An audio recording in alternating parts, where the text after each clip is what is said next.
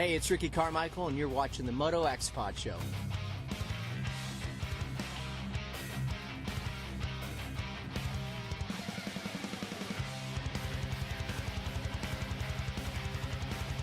What's up, you guys? Jeremy McGrath here. You are listening to MotoXpod Show.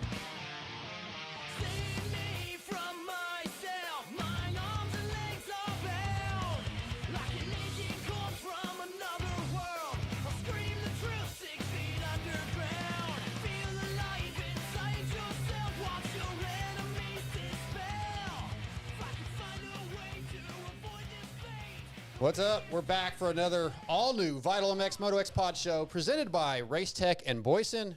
This is going to be a good one, guys. We're coming off what might be one of the biggest upsets or craziest ends to a season we've ever seen in this sport.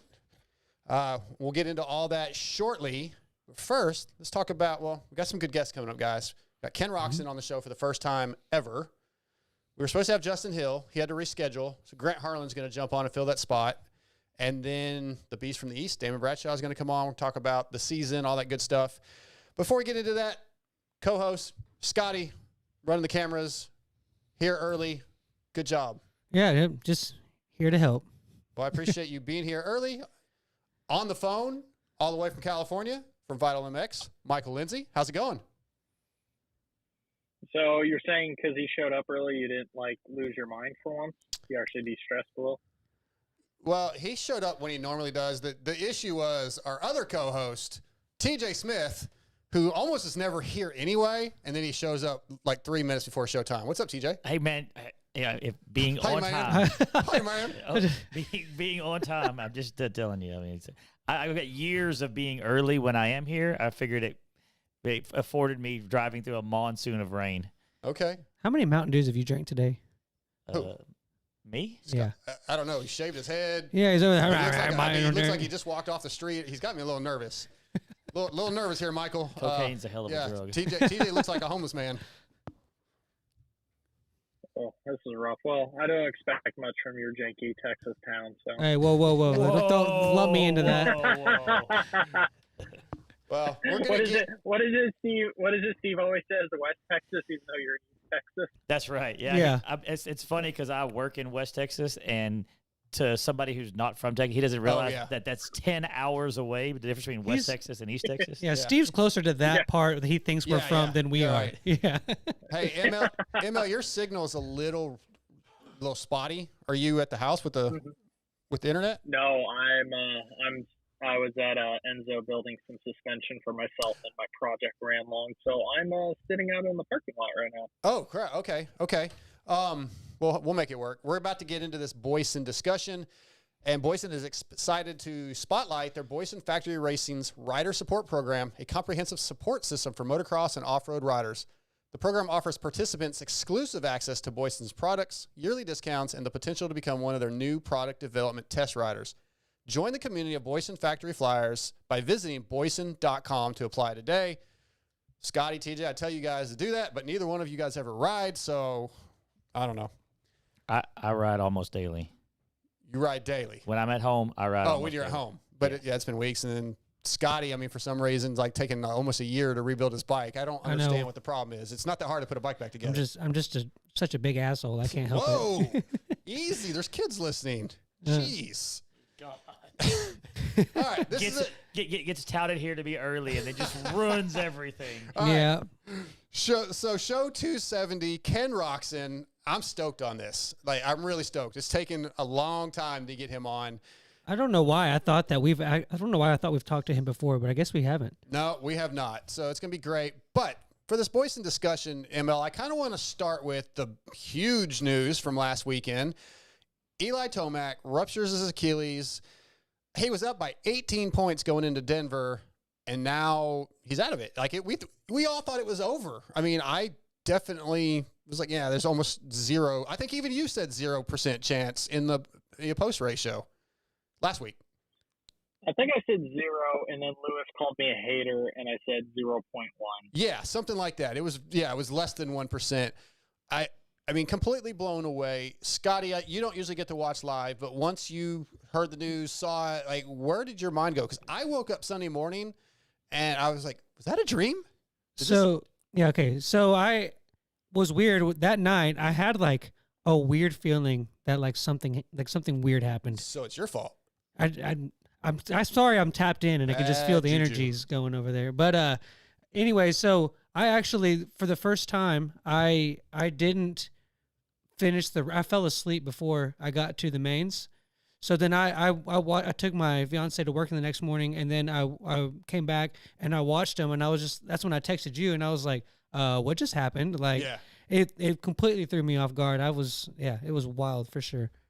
TJ, did you get to watch while you're out on the rig? Did. Yes. And were you? Oh, we were texting our group text. We had a group text. Mind blowing. Like I did some research trying to see if there was ever any other motorsports championship upset like that close to the end. And I didn't find anything in championship. I found, there's one that Jeffrey Hurling's ML in 2015, but that wasn't like one round to go. AC was a good pick. That's worse than this.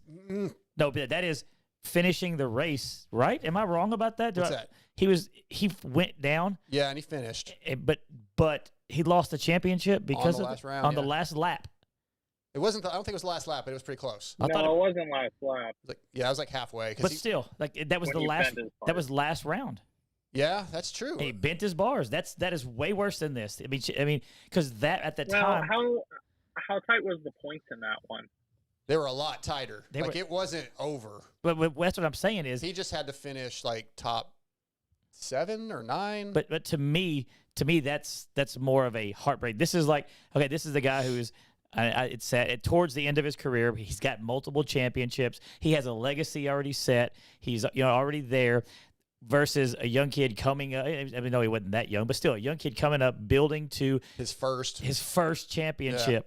Yeah. That is more heartbreaking than this. ML, what say you? I don't know how I missed that one. Yeah, I remember all happening. I didn't feel the same way as I felt about this. Like, AC's was a bummer, but this was just straight deflating. It's Eli possibly being at the end of the career, the fact that we may have just, and we'll discuss it, that was maybe the photos and the videos we see of him leading out of the stadium to go to Alpine Stars, that might be the last time we ever see him race professionally. Yeah. So Eli, don't get me wrong, AC's heartbreaking. This one hits me way worse. Like I said, I remember, because I'm a huge AC fan, I remember being bummed for AC's, and this one I was just like emotionally, like I was sick to my stomach watching what happened to Eli. So I not that one right answer is right over there, but for me at least personally, this one was much more emotionally impactful. And I think like when you see Chase's reaction, like everybody just being so subdued afterwards, like it's so shocking. I think to everybody, like I guess AC thrown away, he does that a lot. Like it was crazy, but it happened. But judging how the entire industry just seems so deflated afterwards, I would say Eli's has a larger impact. I feel like this one's gonna be more memorable. Like I said, AC's is kind of like, oh yeah, that happened. Where I feel like Eli's is gonna be remembered for years, and that impact of it, you could feel it if you think about the moment. I feel like more. At least again, that's my thought on it. It's hard for me to say this, considering that I didn't even remember that situation. But I actually disagree with you, ML, because I remember being more upset by that one. And it's so weird. I literally talked to AC today for something I'm working on for Vital, and it didn't even click. I think I was more bummed for AC now that I'm thinking about it, Scotty. That because Daniel Blair did follow him out to the stadium. I think it was Daniel, and he was trying to basically not cry and not, he was very upset. AC was, and that was. I don't know if I agree with him. He was 8 points ahead going into that final round. So he was only 8 points on Ferrandis. Yeah. He definitely didn't have it locked down. Like this one was pretty much don't do what just happened, and you become champion. Yeah, because like I said, 8 points would be 5 to 3rd. Like that's Dylan winning AC getting 5th. That's still like semi-tight. I do remember that interview. I think when Blair got to him in the pits, though, wasn't that the one where AC said, if I remember right, he said something along the lines of, somebody in my position, all of your worth is put into what you do on a dirt bike. So right now I have no self-worth or something like that. He said something really soul crushing when Daniel got to him. I remember hearing it, just that was brutal to hear. Yeah.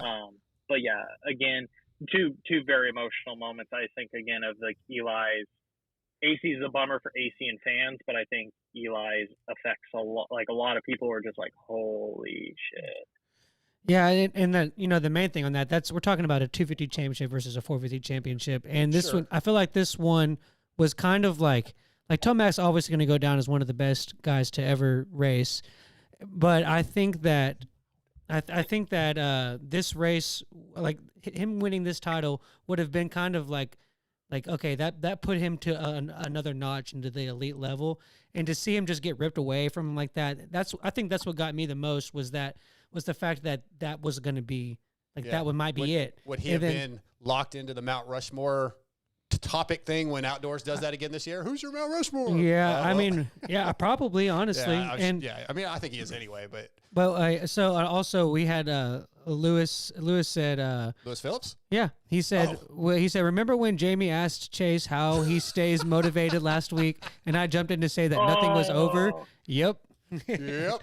Well, Lewis, good job, Lewis. I did ask that because I wanted to hear the answer. It's like not like I actually didn't know why. I wanted to hear what he had to say. Come on, Lewis, quit trying to be on my side for once. The only thing on the Sexton ship that was still above water was Sexton Lewis Championship. Yeah, was Lewis's head just holding over the water, and it's now it came back up. Another thing with this, and I think ML might have touched on it with this, the Eli versus AC, which one was more emotional or more impactful? Like he said, Eli may not ever race again. We kind of knew AC was coming back, right? We knew he was coming back that summer. I tend to lean towards Eli's done. I just think even if 6 months from now, like we all do when we're done with when we're over an injury or a couple months, he wants to race. He's got to make a decision pretty quick if he wants to have a deal for next year. And ML, you touched on this a little bit during the post race show, but you still think he doesn't come back, right? You think he's done? I'm not. I'm on the fence. The bright side I think we'll get from this is I don't think it'll take long for us to know.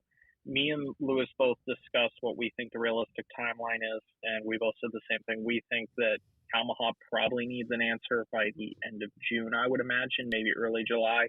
Eli's update basically said the same thing. He would make a decision in the next, he said, month and a half to two, which kind of fits that.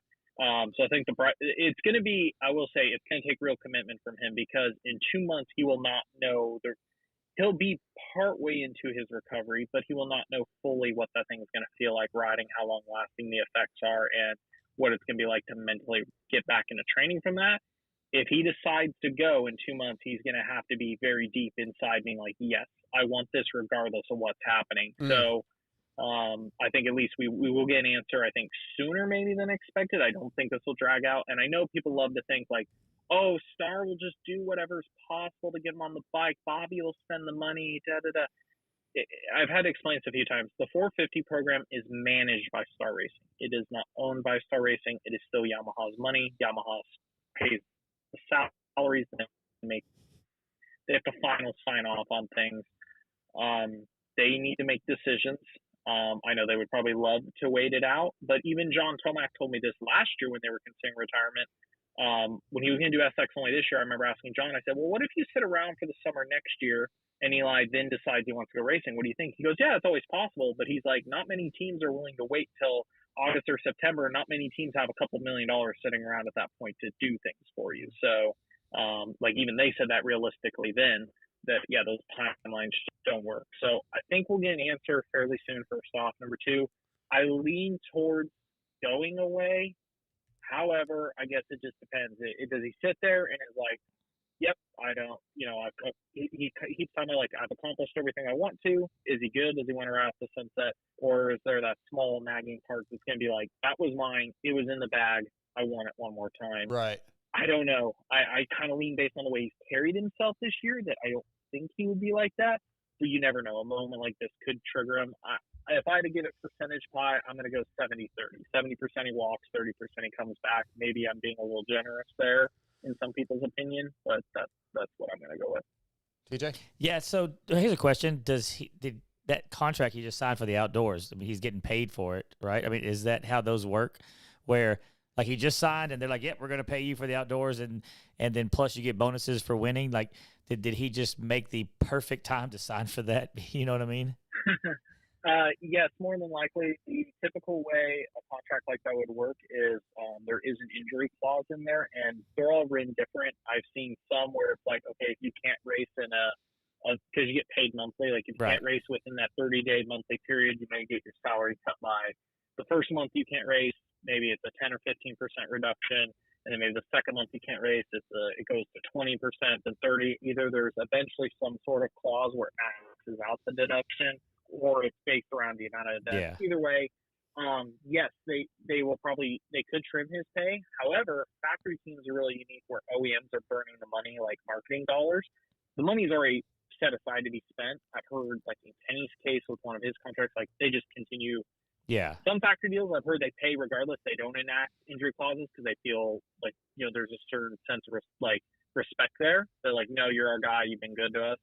Or maybe they trim it. Either way, he'll still get paid throughout the year. It's either maybe it'll be full pop or maybe it'll be reduced a little bit. So on that injury, like, do we think that there was a already nagging? Because I watched it. Obviously, I watched the thing over and over again, and there was nothing crazy there. I was wondering if maybe he already had like a training injury or something, and he wasn't able to hold his foot up because of that. You get what I'm saying?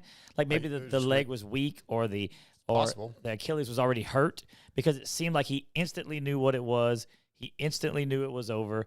It was like maybe he was nursing that. I don't know. I don't think so. Yeah, I don't think so. I think that injury, Emma, I know you talked about it and you've done some research on it. I think when that injury happens, That's what I'm saying. Yeah. I've seen people in other sports at other times, and people tear ligaments like that, and it is a shock of pain. Yeah. I don't know what's going on. Stop everything, and you sit down. You're like, oh, my God, I'm about to die. Right. I mean, he kind of did that, and as much as you can do on a motorcycle. Yes, I think I would have been laying on the side of the track with my... Yeah, I personally don't think he was nursing anything. I may be looking more into it, but I feel like that the way he landed in that little transition from the landing to the next takeoff, I know a lot of people are saying that nothing looked really out of place, but I thought that was a very awkward landing, and you can immediately see that thing just gave out. So I don't know what y'all think about that. Oh yeah, I've watched the slow-mo. His fucking toes practically touch his shit. Yeah. You could tell where his fucking Achilles. You can tell when the Achilles failed. Trust me. Right. But that's what I'm saying. Because I heard people like, I know a few people have done it. I asked a couple different people, and one of them, I got a couple different descriptions. One had partially damaged his, and then said it went. One person described it to me as they were like running, and they said their leg was a little tight from some training, and they just popped it. And they said when they did, it felt like a fruit roll-up sliding up the back of their leg, like. Bleh. But yeah, one person I know did it riding, and one person I know did it running. Both said that they had not prior damaged it, and they didn't even put it through what they thought was that bad of a situation. But they both admitted to being like, yeah, my muscles were tight. I had been, fatigued or something. I just think of like how simple it could be is like, okay, maybe his calf was like, if it like Charlie horsed a little bit or kind of was like tension tight, and then you land with that much pressure on it, it just eventually let go, I guess. Yeah. And I'm also wondering, ruptured, like he's already got fixed. Hopefully we'll get to talk to him at some point soon. I'm curious when ruptured, like did it fully fail? Or did it like partially tear? Like rupture sounds, to the terrible end of it, but I'm just kind of curious, like did it fully split or was it partial or what? If you go off Eli's history, we'll never know. Probably not. Yeah. Really. Let's talk about Race Tech for just a second. Race Tech's been on board with Vital MX, the MotoXpod Show, for a good while. Their service centers are all over the country, TJ. I just got my suspension back from PDR. Yeah. I blew out a fork seal, and they took care of that for me. But if you're interested in finding your local Race Tech service center, all you got to do is go to racetech.com to find it. You can find a service tech, TJ or Scotty, that's local, just guys in Texas, all over, like I said, all over the country. All you got to do is go look for it. And this week, the service center that we're talking about, the highlighting is Crow Performance in San Diego. Mike Crow previously worked for Race Tech in both the R&D and custom shock departments. He still is employed full-time by Race Tech to handle technical support in addition to running his own Race Tech suspension and engine center in San Diego. So if you're in the San Diego area, you want to get your oil changed, you want to get it revalved, get some gold valves put in your suspension, hit up Crow Performance. If you're not in San Diego, racetech.com, look for your local service center, and they will get you taken care of. Make sure you let them know that the MotoXpod Show sent you. We've got a couple other topics I want to talk about, but Kenny's about ready to go, so I'm going to get him on in just a second. The 3-year deal, was that a surprise to you, ML, that he signed that? I mean, because we all thought he was racing outdoors. You, though, sometimes get information a little early. Were you surprised at all? Yeah, on the 3-year, I mean, not surprised. The press conference we sat through found out about a couple days beforehand. I guess we'll talk to him a little bit about it. I guess it kind of makes sense in a way of planning him talking about going indoor specials. I guess like for him, it would be, he wants to do SMX. So getting a guarantee from them for a couple of years that they're not going to conflict those schedules, that he's going to get, whatever X amount of monetary support per round as the series grows, whatever that is, to commit to being, indoor only guy and getting the team and all the sponsors to sign off on that. I guess it makes more sense to me that, yes, it's a long-term commitment. Compared to like last year when it didn't conflict the series. So shocking to read it, but once you, I think about the details, it really makes perfect sense. Yeah, I was very, very surprised. I didn't expect it until I guess a couple days before. I was definitely surprised. But tonight, WUSA is your place, your source for all things wheels. If you're looking for a complete set of wheels for your bike, we have something for every budget. If you want to use the same wheels used by Eli Tomac, Cooper Webb, Malcolm Stewart, Christian Craig, Chad Reed, and Jeremy McGrath, just to name a few, we have what you need. We have the exclusive W Edge wheel set starting at $799. As the exclusive import of Hahn, Kite, and Talon hubs, as well as Excel and DID rims, we can build your dream wheels. Check out www.wusa.com or follow them on Instagram. Use promo code MotoXpod to save. Tonight, WUSA brings us from the Twisted Tea Hep Suzuki team, Ken Roczen. What's up, Kenny?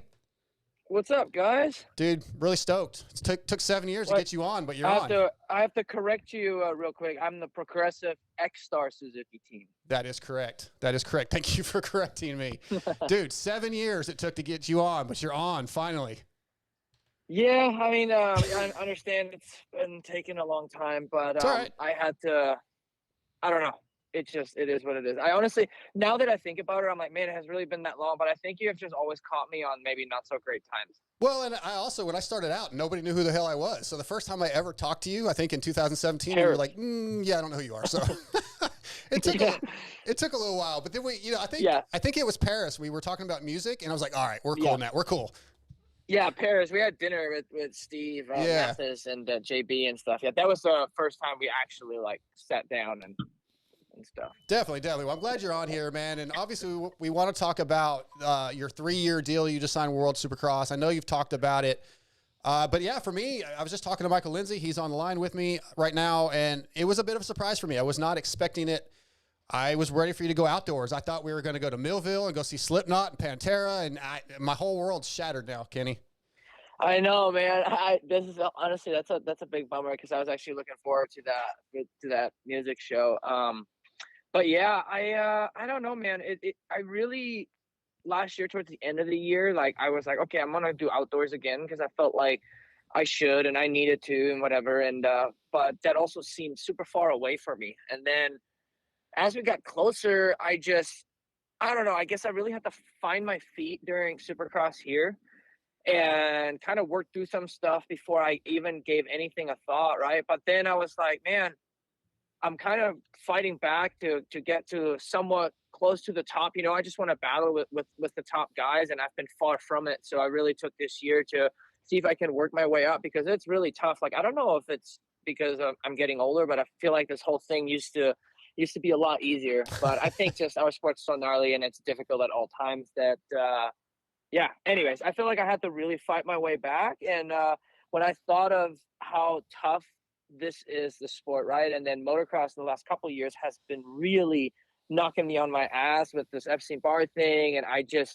was always going way beyond the limit and I could never even catch up, So I'm like, man, I don't really want to go down that route. So the fact that WSX is on now and I really enjoyed that last year, able to travel to all the other countries, like it kind of got the ball rolling on good vibes for me and just actually thinking positive about the sport and had so much fun with it that sounded more and more appealing, and having said that, that basically makes it that you can race Supercross almost all year round. And JB Justin Brayton, he's done that for so long. And I don't know. I just feel like instead of doing something that I really didn't want to do, I tried something different and followed my gut on this and do the WSX thing.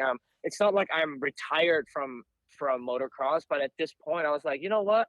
Why not? Let's see what it feels like that you have a few off weekends and you just race less. You know what I mean? Sure. I'm just curious more so. So I'm really excited with the decision. I totally understand it.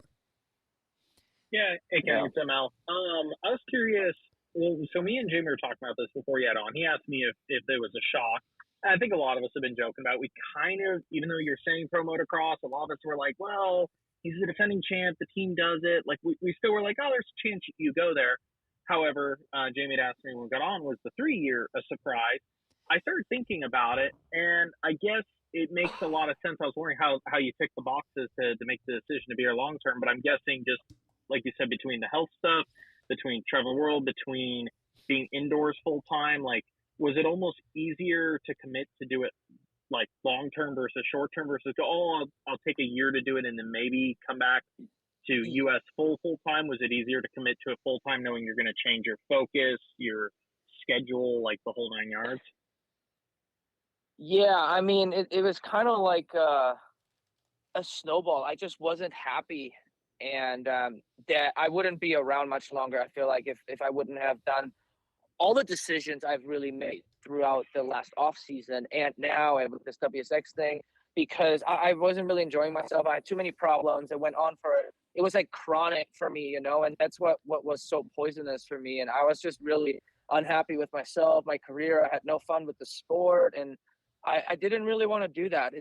I don't know, something kind of changed in me, and somehow I found the love for this whole thing again. And I'm kind of really just following what my heart desires, because I think, I don't know, those tough times have kind of been enough where I'm like, hey, I'm going to do it my way, and I'm going to do what I want, and want to help grow the sport more. And just like, I just feel like there's so many new chapters that I can reach with this. So it sounded really appealing, and I think it's the right just change for me. And so I committed for multiple years, because I'm also a little bit afraid of retiring, not going to lie. But if I'm not happy, you know, all the retirement thing, it started looking a lot more real and a lot closer than I thought it was. And I was a little afraid of that. I didn't like that. And so I wanted to do a little less racing and do the Supercross thing, but on the bonus side, meet all new fans, go to different countries, places I've never been to, and just change up the monotony of the last few years. Because I feel like we all kind of have done the same thing, January to September. And like,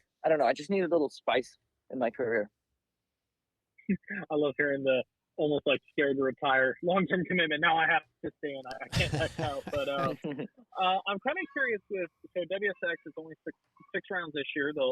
Their projections are to go to 8 and then 10 in 25. But that 6-round schedule is pretty spread out. I think after, you have a first round, then you have like a week break in round 2, but then you have like almost a 2-month break.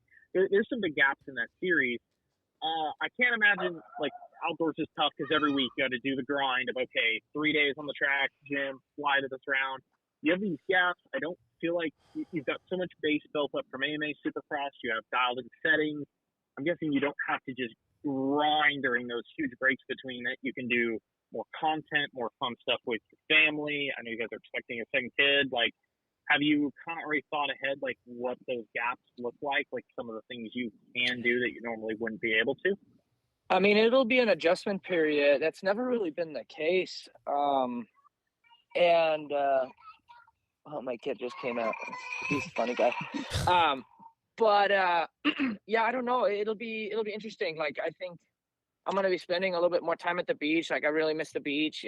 But I want to actually use all this time, not to grind the whole time, but I really want to try and do a mixture of like, take it easy for a couple of weeks after Salt Lake. And then if I want to, because I made cycling, I made all that stuff my hobby again. And I think that's part of why I'm enjoying myself right now and why I'm better, better than I have been in the past. And I want to continue going down that route, just kind of like have these hobbies of cycling and running that'll also better me when I ride and improve my stamina. So I kind of just want to play with that downtime a little bit too, and see what I can do with different levels of training throughout, you know, even when I don't have to, just kind of play with some stuff.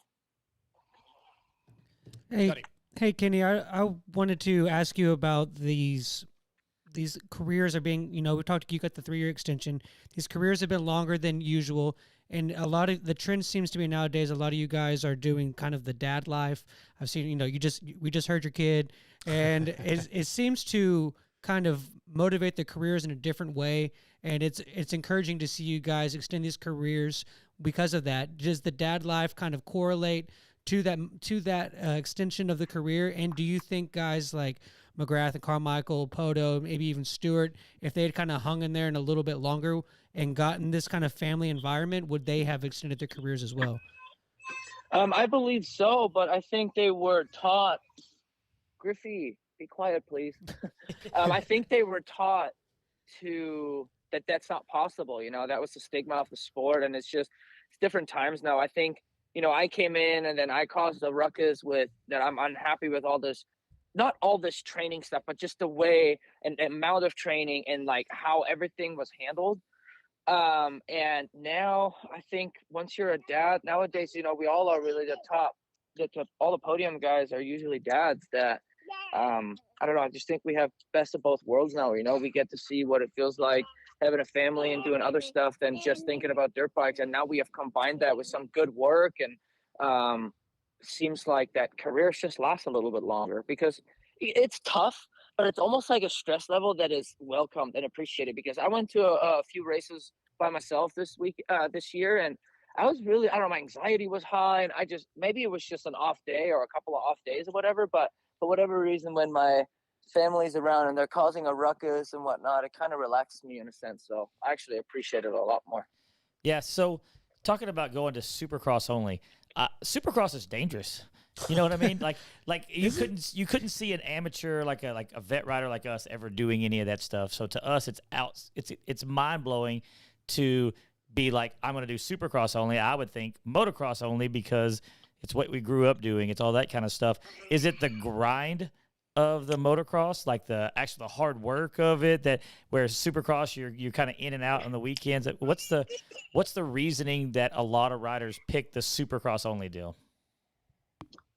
Yeah, I think that the heat and the amount of riding and amount of races, like obviously riders have gotten burnt out in the past, and now we have added races, and you know, our motos and main events in Supercross are longer. They're still the same in motocross, but you know, it's really just since my injuries, I have just not gelled with motocross. I've had a couple of highlights of weekends or even some really good years afterwards, but it was just, I was never the same again. And I just think when my immune system was trash and the EBV was flared up and then it's hot as hell, like I just became so miserable. And it's because it's, you know, at that point, it's not like I can just stop doing what I'm doing or not race or any of that stuff. You know, you got to grind through it. And I've done that so many freaking years now that there was no way of living for me, to be honest.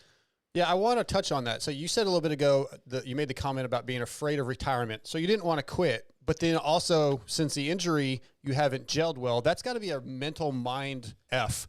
Like you're just like, I don't like the whole narrative of who Ken Roczen is kind of had to change from you're all out, everything's on the line for a championship to, okay, I'm going to be the best I can be with what I'm dealing with, but still be successful. Like, how did you mentally shift gears and get happy again? Because you seem so much happier this year. You've been struggling.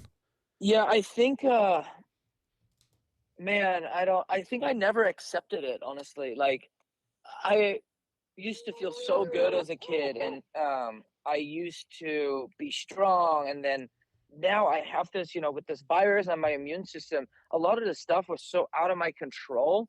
And I was, and at first you're second guessing yourself, because before you really figure out that something's wrong, I'm just like, you kind of grind through some stuff. Like you're thinking, man, I just got to get fitter and I got to get better. And then, but before you know it, you've had hey, Griffin.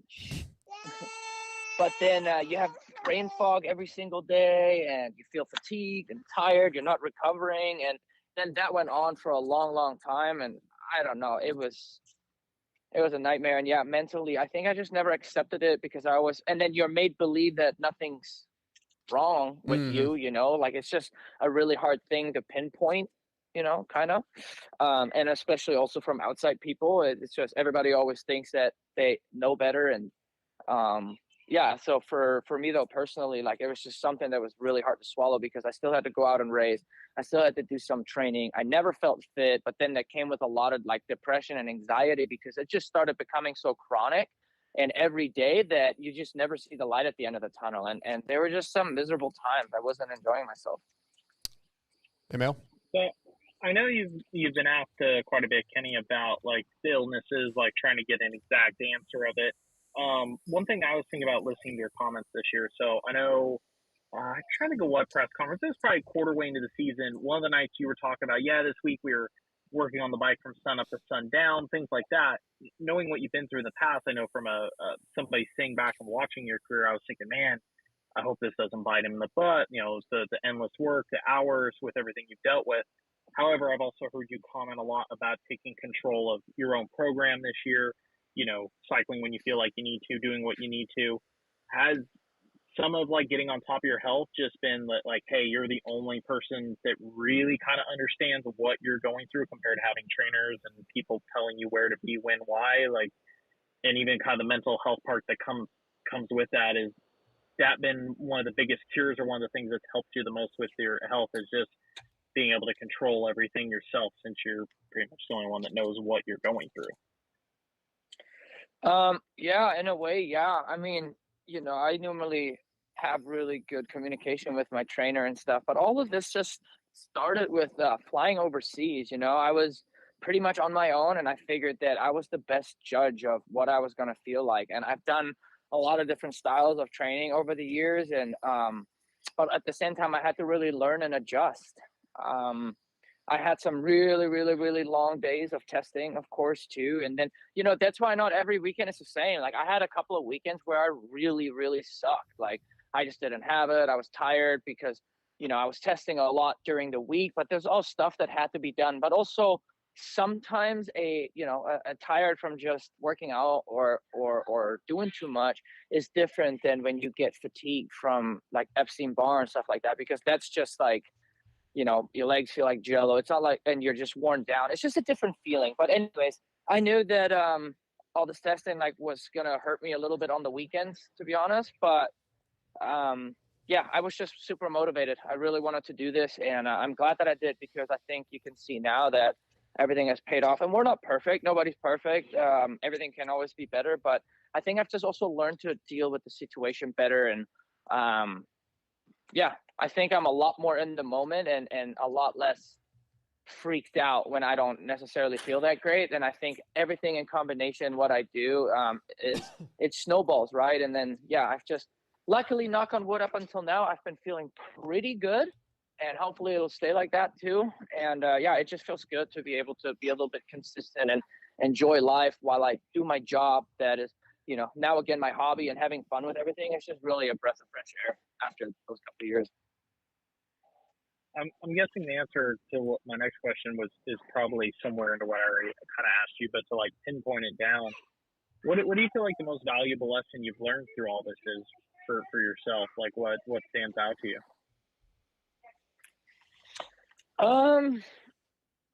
Man, it's so much has happened over the years, and honestly, I'm still learning too, because coming back from an injury is, I wouldn't say the easy part, but that's physical work.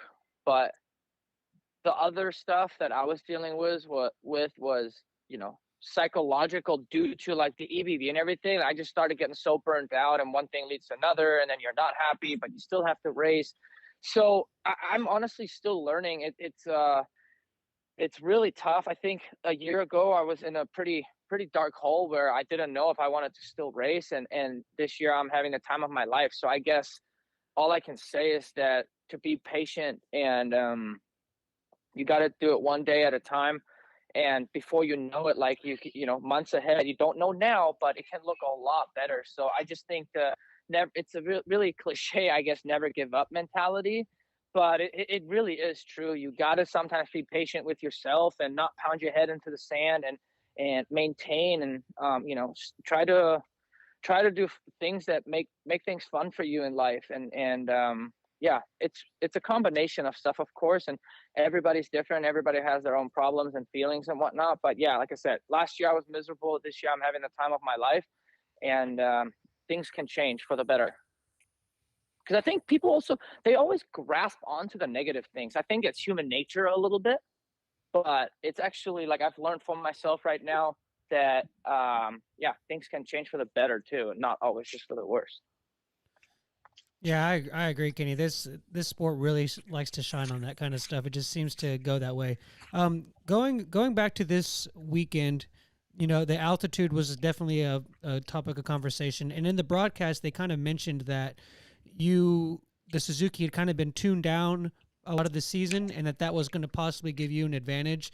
Was there any of that kind of during the day of testing and, you know, setting the bike up for the main event and stuff? Was any of that a conversation? I mean, 3 Suzukis did some of the best that y'all have done all year. So is there anything to that, or kind of take us through the day of the altitude? I mean, I think what our biggest objective was going into the season is to make the bike just more rideable too. Like, it's got to be usable power, and so there's a lot of finesse, you know, the rowers have to put in to really feel it out and get the right setting. What's too fast or too slow, or yeah. And then for that weekend, for the altitude, we had a special motor setup. And I think it's a pretty standard procedure that pretty much every team does when it comes to altitude. But I just felt like, Oop, we lost Kenny. Hang tight. You still there? Kenny! They killed Kenny. You bastards! Yeah. All right, you guys are going to hear the beeping. Hang on, I have Hey, the hanging up noise. I mean, it sucks when, or not the hang up, but like the call fail noise is bad enough when you're talking to somebody. But when you're on a podcast, sorry, did I lose you guys? Yeah, sorry, ML was talking. Yeah, we lost you for a second. It's all good. Yeah, we lost you in the middle of that.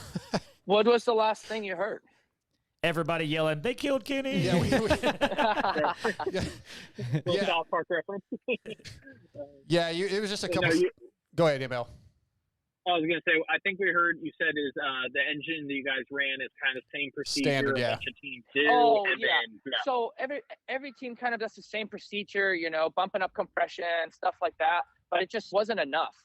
And so every practice I went out, we tried something, and it also went the wrong direction, because in first qualifying practice, we went another step, and I didn't really get along with it. Like, I did all the jumps, and I think I would have been able to get a decent time, but it just felt all notchy, and the gearing felt all short, and it just wasn't the right thing. So I actually had to go back, and we did some mapping adjustments as well. And by the time the night show came around is when my bike was at its best. So I guess it's just trial by error, I guess would be the right thing to say. You just have to throw things at the bike. And because in the past, sometimes I was like, no, I'm just going to leave it. But in that situation, you know, and I've had that happen multiple times this year, where I actually, you know, let myself do a bunch of changes, you know, be super open-minded, and it ends up some positive. So again, you know, it's a lot of learning going on. You know, you can't think that you know it all. I'm always open-minded, and yeah. So I think that's why we've been able to make some really good changes this year. Ken Roczen tonight, brought to you by WSA. I got a few more questions for you. I want to go back to you having more fun this year. Last week we had Chase on, and Scotty here in studio brought up the Instagram post of you guys goon riding, and you know, you obviously were on the same team with Chase, and I think the relationship was a little different than it is now, where you guys are back to being more relaxed and friends. And of course, AC was on the podium with you. Having those guys around and having fun with your competitors, being able to be more friendly with your competitors, does that also bring more enjoyment, instead of having to be like, nope, these guys are my competition, I cannot be friends with them? 100%. I've been just overall a lot more encouraging. You know, I've been miserable before, and I guess I just try to support a little bit. And you know, I've known Chase for a while. He's like my little brother almost, but he's in his prime, and I was starting to come around with myself, and I was a lot more happy, and our relationship just kind of took off naturally, you know. And and most of the time we don't even really talk about dirt bikes.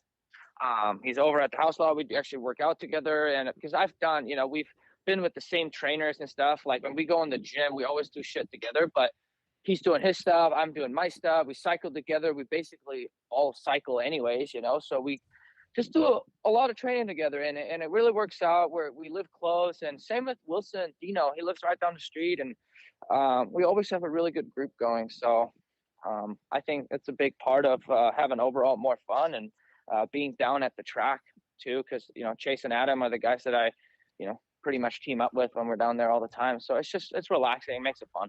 Good to see. Shifting gears to World Supercross, I kind of have this thought, right? You're going to go over there, defending champ, but the level of competition in that series obviously is not what American Supercross is. Does that weigh in any way that, like, it's not quite, maybe it won't be as challenging? Does it even affect you in your thought process for this race, for the series? No, I think that would be really bad. I'm going to go in there. I still want to come in really prepared. And, you know, I don't even know who's all confirmed or not. Like, I think there's still probably a few people coming, but I think going there thinking it's going to be easy is definitely the wrong way to go. I want to prepare and I'm going to try hard, just like how I do here. And guys like Joey Savatgy and stuff, they rip. Like, it's, you know, at the track here, he's actually faster most of the time than me anyways, you know? So, I don't think it's going to be easy. You know, you got to be sharp. Supercross is gnarly, like you guys said. You can make mistakes real quick, and you got to be on your toes. So I just think the overall experience with the culture and going through the cities and then being able to ride my dirt bike and race it and have a good time, it's a combination that I was keen about.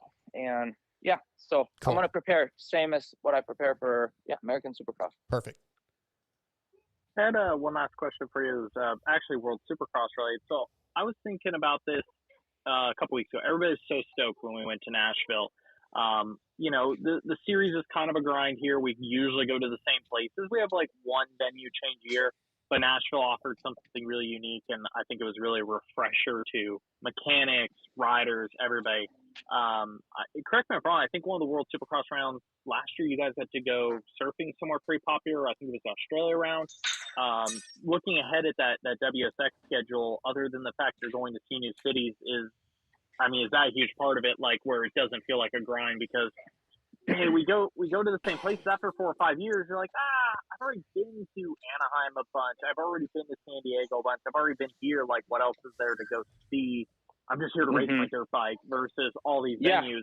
I imagine there's got to be a short list of items you're coming up with, like, oh, if I'm here, I can go do this, I can go check out that. Like, it feels all so fresh.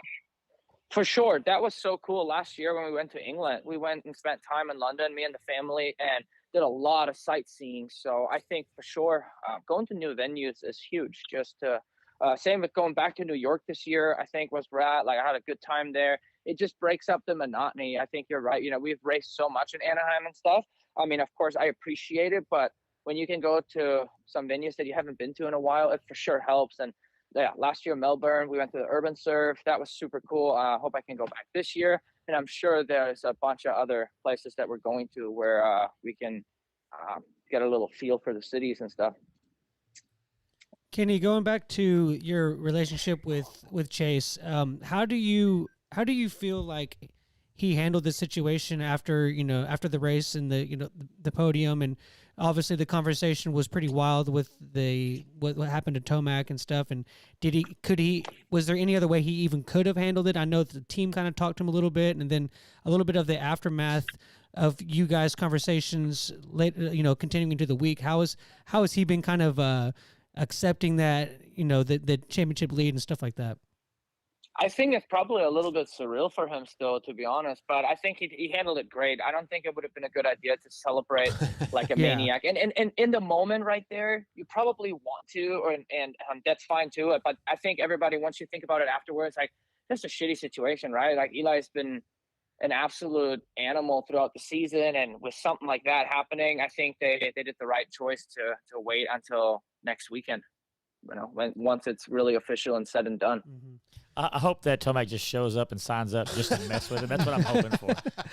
Rolls the bike. Jelly rolls the bike out. Yeah. Yeah, they just roll out to the line. He's just trying to walk her. I'm fine. A couple more, Kenny. I got a listener question here from Matt Luckock. He wants to know what the main difference between the HEP RMZ and the RCH RMZ that you race was. His motor and suspension are obviously a couple, but how does the chassis differ handling wise? I mean, it's really hard to say. They are still different bikes, and parts wise, they're not even close. Like I had a lot of badass, like not home build, but you know what I mean. Like I had a lot of really gnarly stuff on my RCH bike that I didn't even know about at that point. It was just Travis Souls, my mechanic right now. He just kind of went me through because I have my championship bike in my shop here. And he just kind of like told me like, yeah, we did this and then we did that. And I never really knew how badass the bike really was. And I just think the older model, I had KYB on there too. I had the air fork, you know, stuff is just, it was different. I don't think it's really that comparable, to be honest. I think my bike right now feels a lot different than back then. Okay. But it's also been so long that it's just really hard to compare. You mentioned Travis Souls. Good dude, man. One of the best guys in the paddock. Yeah, I loved it. Like, obviously, I've known him for a long time because he was actually back at RCH when I was there.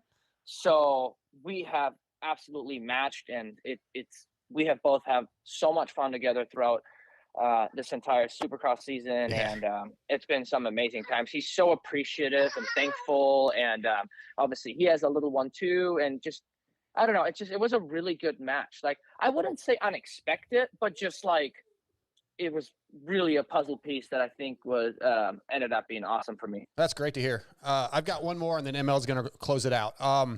We know you don't have a deal set for next year yet. I heard you Monday night with Steve, and you don't know exactly what you're going to do. What I want to know is what would be ideal. What are you looking for, whether it be HEP again or another team?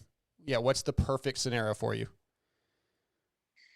I mean, perfect scenario is I resign where I'm currently at. I think again we have matched well.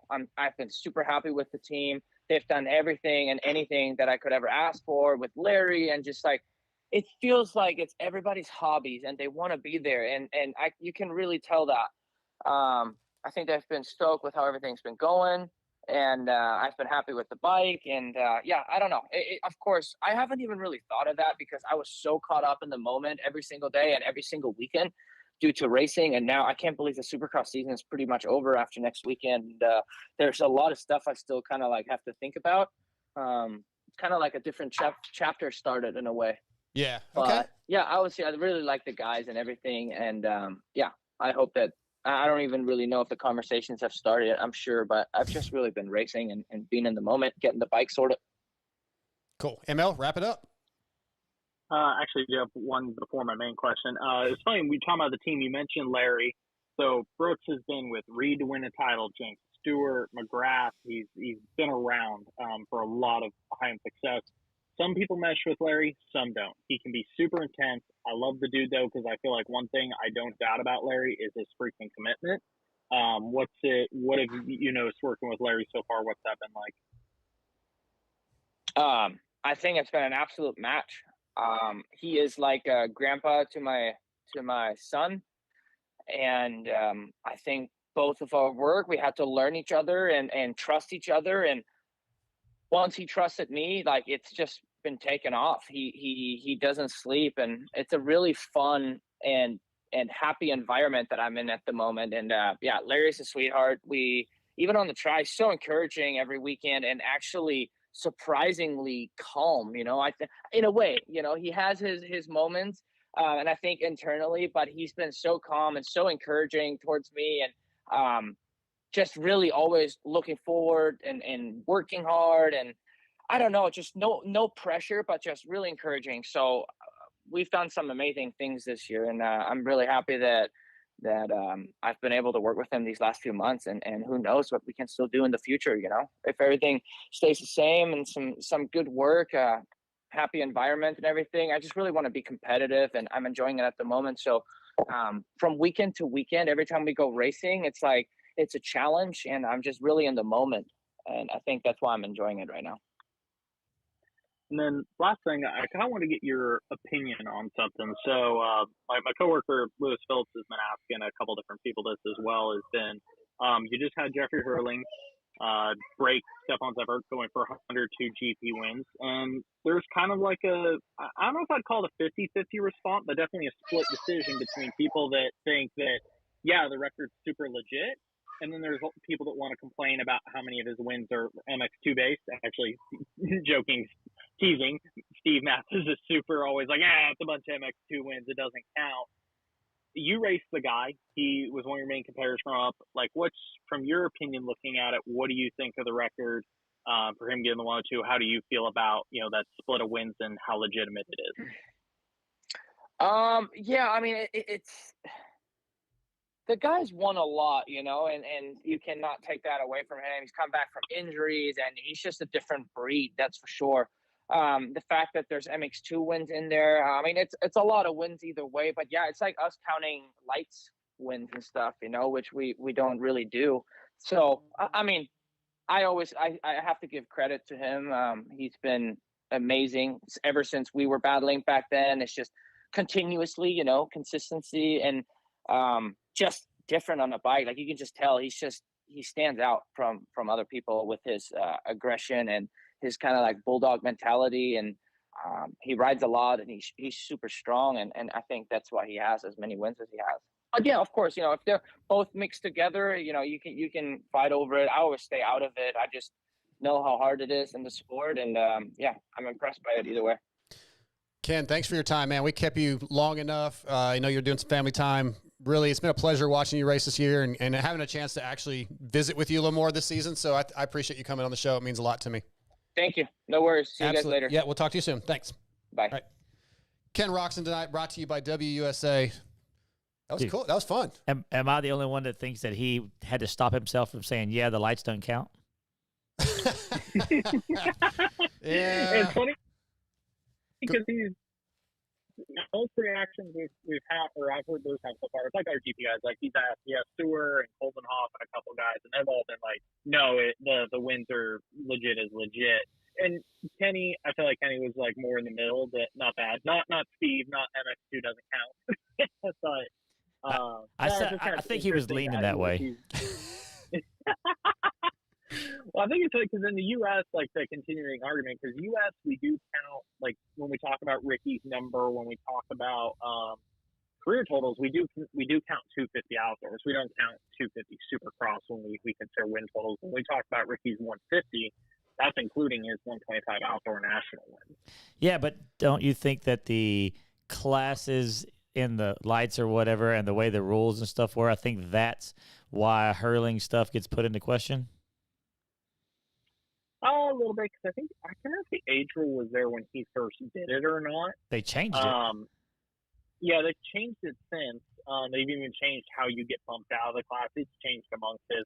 I guess I would like is if the record he beat was Everts's, but Everts's also includes 125 wins. It also includes when GP's had a one moto format for a year or two, and he was racing 500. 250 and 125 in the same day. Yeah. So there's rounds where he had 3 GP wins. So I guess my kind of argument too is, like, you can agree to disagree, like, how important wins are, but the other one we're comparing it to also has some very questionable statistics to it. So, yeah, fair enough. Okay, what's the number if we go to premier class only? I think Caroli has the most. I could be wrong, but I think Caroli has the most premier class GP that wouldn't wins surprise me. 70. I feel like, I don't know if I'm thinking McGrath's win number, but I think Crowley's might also be 72 or somewhere in the 70s, I think. Yeah, I'd have to look that up. I feel like there's just too many variables to really to really make a honest decision on which has more wins or more important and stuff. I mean, especially when you compare MXGP to here, that's like saying like oh well, would the Chicago Bulls beat the Denver Broncos when they were good or something like that, like It's a totally different sport. Exactly. That's exactly my point. It's like it's completely different variables, Well, yeah, I don't know. Harlan's a bad dude. We're going to get to the MXGP recap in a minute. But before we do that, before we get to Grant Harlan, ML, another topic, guys, I want to bring up is with this 3-year deal that Kenny signed, and he's going to World Supercross, and there's rumors about what Cooper Webb's going to do. I mean, we've basically, for outdoors, we have Chase, Adam Cianciarulo, Dylan Ferrandis is going to be back. I feel like I'm missing one. Who am I missing? Jet. Jet, yeah. So, but that, I mean, that's obviously a big name, but the series is losing a little bit of its luster for me. I'm like a little bit less excited than I would be if Kenny and Eli were there, clearly, and Webb and et cetera. So what I want to know is, like, Scotty, if more guys keep going to World Supercross, if World Supercross does become successful and it works and they keep having more and more money to pay these guys, and that, you know, everybody said outdoors is harder on the body. I can extend my career if I do this World Supercross and Supercross. Does it kill outdoors eventually? Does the great outdoors go away? No, I mean, I think it'll definitely, you know, it'll definitely morph into something else. But I think that it won't go away. I think it'd be more. Yeah. I think it'd be more of like, it'd be like more of a proving ground, you know, for guys that maybe are younger than the career, like where you kind of have no choice but to do outdoors. It's like, this is what the teams want you to do. Okay. And I'll let you finish. Sorry. and I just think that it kind of maybe gives those guys opportunities to it'll be like a different group that we're highlighting. But will people be as interested to watch it, to go to it, if it's not loaded with superstars? And if they don't go watch it, if the fans kind of back away a little bit, I mean, the hardcore fans are still going to probably go. But it's also like saying, well, Freestone is a proving ground for the next amateurs, but you don't see 30,000 people showing up for that. So that could hurt the series. Yeah, it'd become more niche. I think you'd see, especially niche.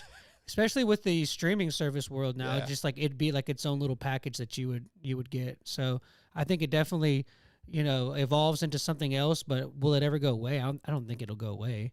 TJ? I mean, there's no money in it for the riders. That's the thing. That's the other thing. Well, okay, so, and I'm going to get to ML's thoughts on this in a second. To save itself, quote unquote, I'm going to use save, to get it to be back to a premier series where riders want to go and race, they're going to have to come off. There'd have to be more money, right? Because, again, everybody's saying how hard it is to put your body through that. Your bike through that. And in the middle of the summer in the United States, when it's hot and humid, and then you're basically not making any money, what's the point? Well, look at, I mean, Doc is not a top, like the best of the best, but he's a privateer that's traveling, and he's like, yeah, I am out on, and it's not just him, but I'm saying, like, these riders, especially guys like that, yeah, especially because there's absolutely no money. These guys are trying to, and he wants to save money up and make money this year to be able to ride Supercross next year. So yeah, that right there is going to be the death knell in the coffin for the outdoors, is because there's no reason to do it for those guys. And I'm going to go to Michael to you in just a second, but he made a point. I just spit all over my mic. That was disgusting. Michael made a point when we were talking about this topic a couple of days ago, that compare this season that we're getting ready to go into, where we've kind of lost the excitement, compared to last year, which was the 50th anniversary. Cairoli was coming over. Dungey was coming back. We could not wait for the outdoors. Like, that's a massive shift in excitement. And that was a really good point he made, Scotty. I mean, it's just totally different. It feels like it doesn't feel anything like going into the 22 season. Yeah. Well, I think we were all kind of building up to the Jet Sexton Tomac That's battle. The only thing I'm excited about is Jet. Well, it was going to be with Tomac thrown in there too. It was him, going out for one more hurrah. I think that was kind of the focal point. And now that that's gone, I think that's why we're having this conversation right now. It's like, that was the one focal point, and now that's gone. So it's just the Team Honda battle. That's the only thing we have. There's just not much draw as there was last year. So like exactly. And ML, now I'm going to go to you for your thoughts on all this. But like, we may still have, I'm sure we're going to have some fantastic racing, but it definitely feels a little lackluster. I'm more in the middle. I'm not going to be doom and gloom, because I have a lot of reasons why I still think, okay, so like, number one, World Supercross is, like me and Lewis are talking about this. I have a very hard time getting excited about World Supercross for some of the reasons the riders are talking about liking it. Is cool, they're not racing to July, then they race twice in July, and then we don't see them race for 2 freaking months. Right. And then they race once or twice, and then they take 4 weeks off. And then they race, and then they take 4 weeks off. I can't get that excited about that. Yeah. Like, I love F1. F1 even drives me nuts because some of the breaks it has more often. I have a hard time getting excited about that. Outdoors does start first, so I think that's a positive. I don't think it affects the 250 class very much, because you have all these kids here, like, decent money in the 250 classes when you're on a factory team because of the split regional coach. You have a chance for podium, stuff like that. So if you're a kid that's signed up to PC, you're signed up to Star, you're signed up to TLD, the vast majority of these factory 250 rides, they'll be tied into deals for outdoors. Like kind of what they would say is they will be a proving ground where the youth will stay here. Your guys like Jet Lawrence are going to make still way more money to race in the U.S. Mm-hmm. I still think people are going to stay for quite a while. It definitely leans towards it's either you can't cut it and get a good ride in outdoors, you're going to go do it, like some of the field fillers that are in World Supercross. And then your couple select like Kenny and the guys are getting paid big money. However, right now it's not HEP, it's not MCR, it's not guys that can financially make World Supercross happen for these riders. It's because the series is paying them because the OEMs aren't involved. That's what makes the money here in the U.S. is the OEMs base pay they give these guys and the bonuses. That doesn't exist in World. I don't think they can fill a field with 10, 15 of those guys. I don't think they can afford it. To pay all these bases for the series pay all the bases. So I think it'll cap out of only a couple big names can go to World. They have to be in team situations where it works. Kenny and HEP is like one of those rare occasions. Like, okay, another big name would have to go to a Firepower and MCR. You're not going to see an Eli do something like that, or a Jet, or a Hunter, a Ferrandis, guys like that. So I think there are still some restrictions that will stop it from being like a mass exodus move. I don't think it's possible yet. I don't think the financials work. Maybe we'll see how it goes over the next 5, 6, 7 years. But I don't see a very quick in 2 years it's just all shit. I can't figure out when I start piecing it all together like how that movement's going to happen. Okay. Again, because the OEMs fund the real money is either made off the series paying you to be there or OEMs paying you. The OEMs are all racing in the U. Your American Honda, your American Yamaha, they're spending their money here. They're not down to go give base salaries and bonuses for World SX yet. And I don't foresee that really changing because of their original reasons for not getting involved is their money is spent to race here and promote their product here. I think it will. The one disappointment, I was listening to this interview with Adam Bailey from last year with Gypsy Tales where he said, I don't think we don't look at ourselves as a competitor. We're not going to affect AMA Supercross or affect Pro Motocross. I think they're a little wrong there. They will affect Pro Motocross to an extent. I think more of a problem this year is injuries, but they will affect it a little bit. They'll pull a couple names a year. But I think like I said, the big one I circle back to is I don't see how the 250s end up there. All the 250 guys that are going there are guys that cannot get spots here, at least at the moment. And you don't see the series paying big name 250 guys to come like how they're trying to do with Kenny and potentially Webb. Yeah. Yeah, a lot of my theories come from my little perfect world that I like to make where everything's possible. But do you think that it would eventually turn into where maybe and this could have a lot to do with some of the injuries that we've been seeing. Do we really need 17 rounds of Supercross? Could we pull it back a little bit and then make the outdoor season kind of fit more worse than the dog? The other way, more than anything. Longer Supercross. Yeah, well, less outdoors, more Supercross. No, hold on. Let me finish. Jamie, let me live my perfect world. Hold on. Let me stop. Jamie, go screw yourself. Okay, continue. Okay. No, I just said I think that would be more likely. I didn't say that's what I want. I want it. Just maybe. Oh God, no.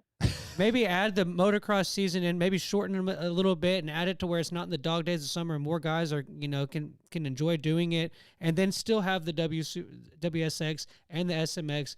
Can we all just get along? Can't we all just get along, little doggy? First off, that's on straight up, and I don't mean it through. I've said this before. I like the idea of WSX. I like the idea of the team placement, all stuff. I peg a lot of this solely on them trying to compete with Outdoor Nationals and MXGP in their second year. I personally think that's insanity. They had a 5-year plan. My personal opinion is I think they should have waited to year 3 or 4 to even try to compete. But it's going to work for doing it this year. It's going to work for them when you have guys like Kenny and maybe Webb and those guys hopping over there at the last minute. Their plan may actually work out. I'm sorry. Again, it's two big names racing a bunch of I can't get that excited. Still, it's two guys racing Vince Freeze and I'm still not there. I'm not there. Yeah. It's just scattering everything. To answer your question about less versus more races, look at MXGP. MXGP has a very spread out schedule, and they're having the injury bug right now. I still think one core issue we all somehow keep skipping over is, we need less races. It needs to be more spread. We need to stop getting these guys freaking hurt. one of the biggest ones I stand by is like, I think there needs to be a huge reevaluation of safety equipment or something. Like, guess what? The guys are still getting hurt, even if the races are spread out, they're closer together, they're practicing, they're not practicing, they're still getting freaking hurt. And that's causing our biggest problem right now. It's not, like I said, okay, Kenny and like 2 or 3 guys going, the vast majority of guys racing World SX, we're not going to race outdoors anyways. The vast majority of them. Kenny and Webb might be the only 2 exceptions, even though Webb didn't really want to do outdoors this year, whatever. The bigger issue is, where are all these guys? Oh yeah, we have a ton of people hurt. And we've had even like guys like Brant Hartranft that had like career-ending injuries. I think our bigger problem is figuring out how to keep our guys healthy. I think that is, before we ever figure out a schedule issue and schedule conflicting, is we need to figure out how to get guys through a series healthy. Yeah. Well, we got a pro privateer on the line that he doesn't care about injuries. He dislocates his shoulder. Apparently not. Yeah, he dislocates his shoulder and he goes back racing. And tonight he's going to be brought to you by FXR, which is designed by racers for racers. With industry-leading fit, finish, and performance, progression is the name of the game with every new piece created. At FXR, we push our brand to the next level to provide you with the best product possible. Visit fxrracing.com to see the numerous gear lines and colorways, as well as their snow lines and lifestyle casual wear. Tonight, FXR brings us, from the Manluck Rock River Yamaha Merge Racing Team, Grant Harlan. He's a beast. What's up, dude? What's up? How you doing? Me all right? Yeah, you're good, man. So, Perfect. yeah, what's up with dislocating your shoulder and going racing the next week? You're just making everybody else look like a bunch of sissies. I mean, I really don't know what to tell you on that one. Besides, I wasn't going to race Wednesday, and then Wednesday night, after some work on it, I was like, you know what? Let's try. Yeah, it was very impressive, man. And were you about to say something, TJ? What I was just thinking, I mean, he's setting the standard for Eli to come back. Yeah, I mean, maybe Eli it's will Wednesday race. right now. He's gonna be like, well, you know what? If Grant Harlan can do it, I can do it. That's exactly right. Yeah, that's what I would say. I mean, I don't see why not. Exactly, because we'll just send we should send a text to Eli and be like, Grant Harlan said he'd race. Yeah. Yeah, No. maybe not with the Achilles, but Yeah. the shoulder I can manage. Well, let's talk about 2023 for you. First year on a full season on a 450, 19th, I believe, in points, 12 main events this year.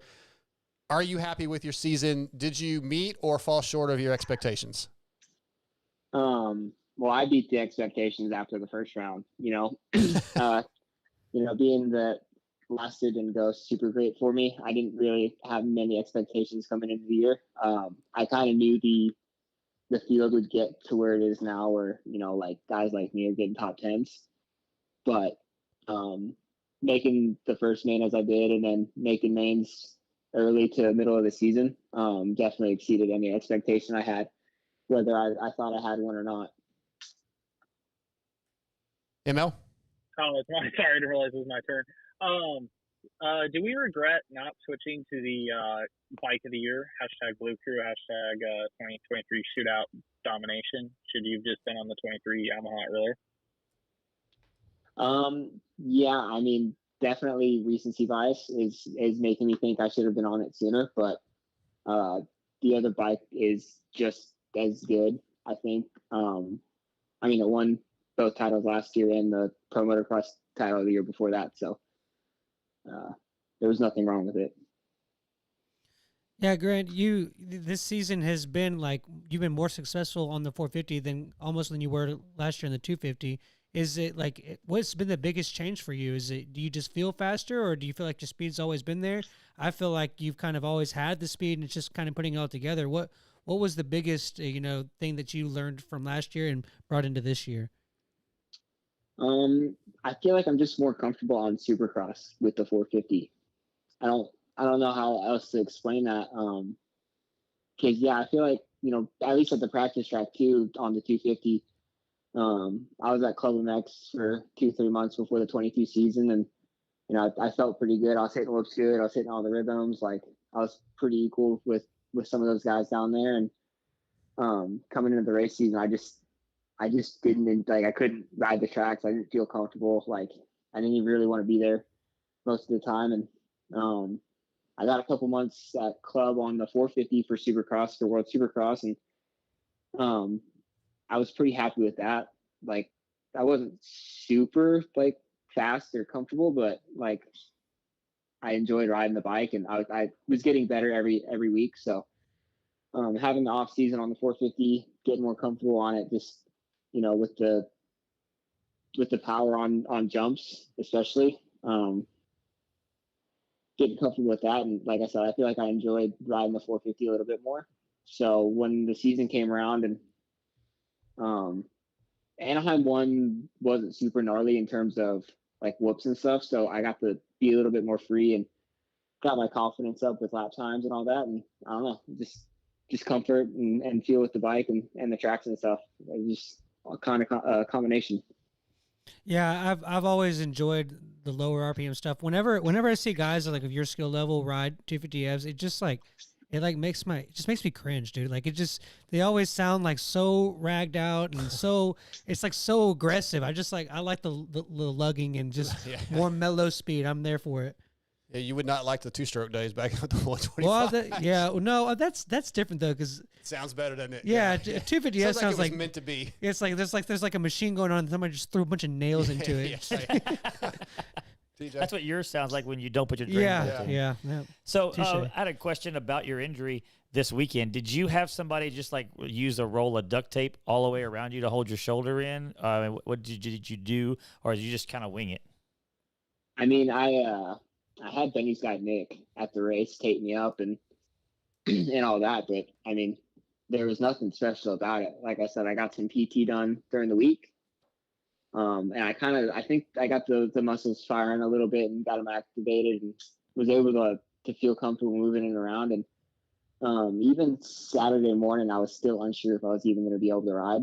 And after free practice and quali 1, testing the limits, I guess, I felt pretty comfortable with it. And from there on, I was able to push it a little bit harder every time I hit the track. Yeah, so the shoulder injury, I remember seeing you at the Pro Challenge a couple years ago, and I think you went at Swan, and you went down and hurt your shoulder. Is that something that has lingered for a while, and it just kind of gets re-aggravated easily? So that was my right shoulder at Swan. Okay, so different shoulder. And then this one was the left shoulder. So you got both of them. They're even now. Yeah, so just even it out. I got you. Hey. Yeah, but the right shoulder, I never tore anything in it. Oh, okay. It was just fine. It just dislocated. Grant, what's your deal like with Rock River? When I saw you at Nashville, like you were doing a lot of work on your own bike. How much help do you have from that team? Do you have a mechanic that's there every week? So basically, what the team does for me is, I get a pretty good deal on parts. Whatever they get parts for, I get parts for. So if it's like a sponsored product, like I get the product, and I think OEM parts are cost plus a little bit. So that part of it's really nice. They're able to transport my bikes to all the races. Bobby and Mike, who with Checkmate, they help me out whenever they can. If there's something I can't do on the bike, or like last week I dropped the fuel tank while changing the shock, and Mike had to fix the wire on that. But for the most part, other than that, like all the bike stuff is on me. Like the 22s that I've been racing are my bikes. The 23s are kind of loaner bikes that I've got for the summer. I'm my own mechanic for now, and I would say that's about it. Yeah, because I got there Thursday, or I guess it was Friday, maybe. I don't remember what day it was when I saw you in the pits. I was like, "Hey, we're gonna go out tonight." You're like, "Nope, I'm gonna be here all night working on the bike." I was like, "Man, don't you have somebody to do that for you? You're a professional rider." Where's Dad? Dad's working. I mean, he shows up and helps me on race day with the little stuff, but Fridays are on me. Yeah, to get it ready. Well, sticking with the team topic for just a second, your teammate Benny Bloss, you guys are pretty tight. You guys seem to have a real good relationship. Can you remind everybody what happened? What was the deal with the head shaving? So basically, first race of the year, Steve walks up to me and he's like, "You got to shave that thing." Like, I mean, like barely met him, barely knew him, and he's already telling me to shave my head. You say Steve, like Mathis? Or I don't blame him. The hairline was bad. Who said this? Benny. Oh, Benny. Okay. Sorry. Yeah, like came straight in, first meeting the guy, said, "Yeah, the hair's got to go." And then out Oakland, I think I told them the next main event I made, because I was kind of on a streak of not making them. I said, the next main event I make, I'll shave it. Normally it's, when I miss one, but I've been missing a ton. So I figured if I made one, it'd be reason to shave it. And the next weekend in Arlington, I qualified straight into my first Triple Crown. So decided to go for it. How do you like it? It's way better. All right. Go ahead, Emil. Hey, I would say last year when you end up doing WSX for club, like your 450 Supercross skills per se were maybe a little bit more in question, but you definitely backed them up this year. So speaking of WSX, do you have some 450 teams lining up trying to get you? I know club has Cole Thompson for one of their 450 spots. Have they talked to you about the other one, or have you had anybody else reach out, or are we going summer racing outdoors? What are you thinking of doing? We're definitely going racing this summer outdoors. Okay. You're not going to switch on us like Kenny, right? No big press conference? No press conference? You're not switching like Kenny? No. No, I got nothing for World Supercross, so we're racing outdoors. All right. Yeah, go ahead, Scott. Well, because WSX is a couple rounds. I was going to say WSX is a couple rounds in. If somebody does call you, are you going to go, or do you really want to do full season outdoors? I mean, I'd like a full season outdoors, and I'd like to race the SMX afterwards. I don't really know too much about it, but I'd like to race it. Unless the World Supercross offer was good enough. Yeah, we were just talking about that series and how it's sort of a lot of riders are, it extends the career is what everybody's saying, and it's a lot less physically demanding probably in traveling the world. It's a really cool thing. So yeah, I guess if somebody reaches out, that'd be ideal. But Grant Harlan going outdoors, that's going to be exciting to see. You gonna do it on 450? Did we say that, or 250? I don't know why I'd race a 250 outdoors. that might be the worst idea I've ever heard. Okay, perfect. Great. So that was a bad question. All right. Only masochists do that. Yeah. How's the training been going this year? I know you've been training at John Short's place a lot, and guys like Josh Cartwright have been riding, and Josh has had a phenomenal year. John's had some good moments. How's it been training with those guys? Man, it's been cool. We got, like you said, John Cartwright, Oldenburg's been around, Henry Miller as well. Most of us on show training. So it's been cool to be doing the same kind of motos, riding the tracks here in Texas. We got quite a few. So it's not like we're riding the same track every day. But it's been good being able to push each other and then push each other on race day as well. So you bring up the troll training thing. Do they change that like for you being on a 450 versus like a 250? Are you like working on more building muscle to hold the 450, or is it just like it's kind of standing across the board on those two? I haven't really done too much like 450 specific training. Yeah. I started with the program last year, like right when I was done with Supercross. Yeah.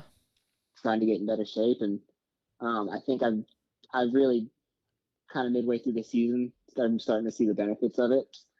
Because last year, even outdoors, I was still building on the program with my riding fitness and off the bike fitness. So I don't think there's a 450 specific training plan that I've been on, unless it's just what I've been on since I started. Yeah, I just didn't know if they want you to get stronger because of the bigger bike and whatnot. Grant Harlan tonight, brought to you by FXR. Grant, so the troll training program, Dark Side was telling me that he's thinking about doing it. ML and I, him and Emil thinking about doing it. Dark Side is like eats like a 5-year-old. He eats like chicken tenders and steak and potatoes. It's not exactly right. Is he gonna be okay? That sounds pretty right. Yeah. Thank you, Emil. I mean, I have Chick-fil-A at least 2-3 times a week, so I think he'll be good. Okay, so give me a couple of the. Yeah, hey, but that Chick-fil-A probably does not include a gallon of sweet tea that you would order when you go to Chick-fil-A, Jamie. Yeah, the gallon of sweet tea might be an issue. That's okay. I can cut that out. I did it a while back. I can cut that stuff out. It's just my biggest problem with food is I don't like vegetable. I don't like many foods that are actually healthy for you. So that's going to be a bit of a struggle. But give me a couple of the key things that troll training has you doing daily that you have to focus on. I mean, like there's nothing really like special about it. I kind of switched to the program because I knew Alex and John a little bit, and my thought process was, Alex is racing. He's raced for a while. He's pretty knowledgeable about the stuff. Like, he's gonna have a better idea of what I need to be doing mid-season and preseason than what I was on before. So that was like the reason behind it. Mm-hmm. And I'm definitely doing a lot more cardio than I used to. Okay. So I guess that's one thing. All right. I don't mind the cardio. I'm actually on the bicycle right now. Oh, are you? Yeah. I did my cycling earlier today because, I had a podcast to do, so I didn't want to be rude. There's no way that I could cycle for the amount of time he's been on this and not be over here huffing and Oh, yeah, right. Well, you're not an elite athlete like Hawaii's own. Yeah, straight from Hawaii. Last question I have for you is, when a guy like at your level, and I want to say Steve asked you this a while back on a podcast. I want to get a little more detail. When you're at the back of the main event and you're getting lapped, is it difficult to also stay focused on the battle you're in and maintain your pace, or do you kind of start looking over your shoulder too much? And have you had to work on that? I feel like I've worked on it after Arlington. Mm-hmm. May or may not have been in the way pretty bad. Yep. And I've had a couple. I think Seattle, I was pretty good about when I was getting lapped, being able to make moves on guys. So I mean, it's tough. Yeah, I would think so. Those guys come up on you so fast. It'd be like me going out to Johnsonville or something and coming up on some that guy. Like, he just has no idea what's going on. Yeah, you're not catching me at Johnsonville, Grant. Just so you know. Huh? I got your number at Johnsonville. I'm just telling you. Okay. All right. He doesn't. Anyway, if he gets on troll training, he has a good chance. There you go. I think, ML, are we doing this? I mean, I'm gonna do it. I just don't know if you can. I really question it. The person speaking of the sweet tea joke earlier, I could quit sweet tea, and then you're like, I'm gonna quit right now, and then you said, oh yeah, by the way, there's a cup of sweet tea in front of me right now. Well, I smell a bet here. That's a challenge right there. Yeah. So I guess my sweet tea, my Chicken Express sweet tea, is going down the drain after this. Hold on. After the last, hey, Dark Star, I think you could beat Steve at the Vet Nationals on some troll training. I was going to say the last bet that he made was racing Steve at the Vet Nationals, and that went terrible. Don't do a bet. Yeah, it did go terrible. my corner speed is where that was my issue on that. Anyway, we're not going to get into Glen Helen Vet Nationals. We don't need to talk. That's old news. Oh, come on, let's I really want to reopen that can of worms so badly. It's going to be better. Moving on. All right. When does that come back up? Yeah. When does that start? I don't know. I'm not making any challenges again. There is no Vet Nationals this year. It's the 24 Hours of Glen Helen is the challenge race we're all doing this year. So, Grant, you missed it. I guess there was like 3 or 4 weeks ago, Jamie had a race at Johnsonville and came back, and he was like, God, I was the best rider in the world. Like nobody could touch me. I had to move myself up a class because I did so good. And this is like that Moto Master Series. Yeah, and then Vets, baby. The next round was at the office, a track that doesn't really even have a jump on it. And he comes back after going, I couldn't even ride. I don't know what happened. I think I got lapped by everybody. It was different. And then sometimes you have those days where you're just a man. Yeah. You just can't do nothing about it. Yeah, and then the next week. I certainly never said I was the best rider ever, but that was the best I had ever rode by far. But the office was an ego check, no doubt. What do you got, Scotty? I was going to say, there's a guy that called to Pulp last night or the other night and said that's Corey. Yeah, and said that, you finally move up to the B class. And then there's this guy that hadn't raced in 17 years. I didn't tell him to move up. And then you told him to ride the B class. No, I didn't. That was a misunderstanding. I heard him say that, and that's not the case. But anyway, Grant, hey, man, thanks for jumping on here. You kind of saved our butts tonight. Justin Hill canceled or had to reschedule, and you jumped on for us. When do we get him in studio? Dude, all he has to do is drive 2 hours away. You think he's going to do that just to sit in this janky studio? Yes. Wouldn't you, Grant?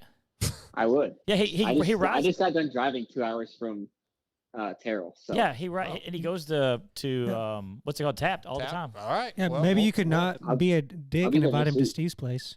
Yeah. To Steve's place? Yeah, your buddy. Oh, I was like, okay. Different Steve. Yeah. All right. Well, we'll make that happen, Grant. But I appreciate you jumping on and giving us some time tonight. It's always fun to talk to you, man.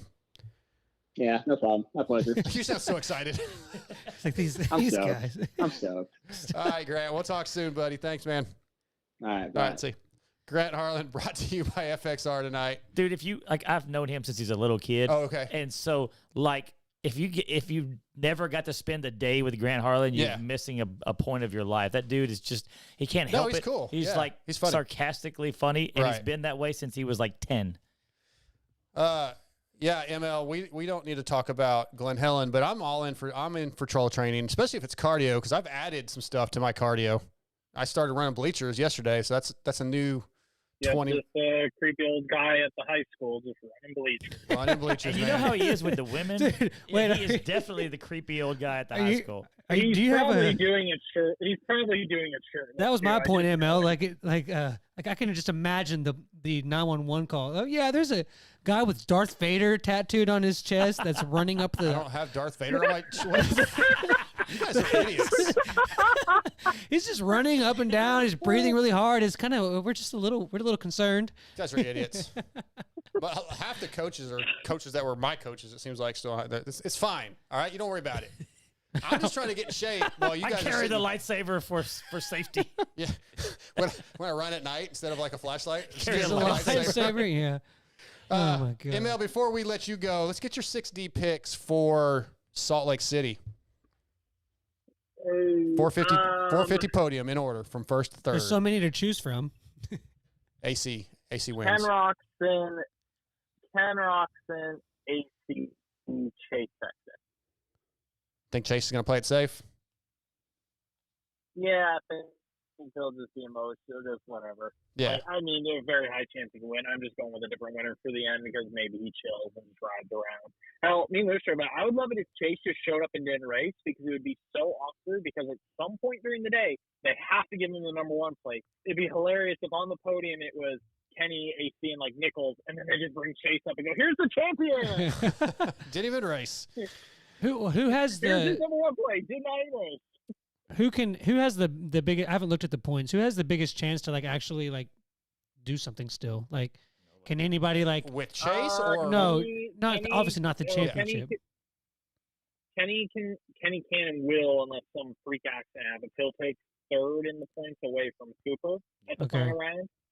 I haven't looked beyond that. I think I was like, with is there- Anderson, I think somewhere around the 7th, 8th, I think there's some movement back, like right around the edge of 10th that could happen, I felt like, but I don't remember off the top of my head. And I guess there's no way. I know he said he's out, but Webb just jump in and be like, just to hold his third spot. I mean, No, absolutely not. He's been told he can't ride dirt bike for almost 2 months. Oh, it's actually okay. I didn't realize that. Okay. All right, ML. Hey, thanks for jumping on here tonight, man.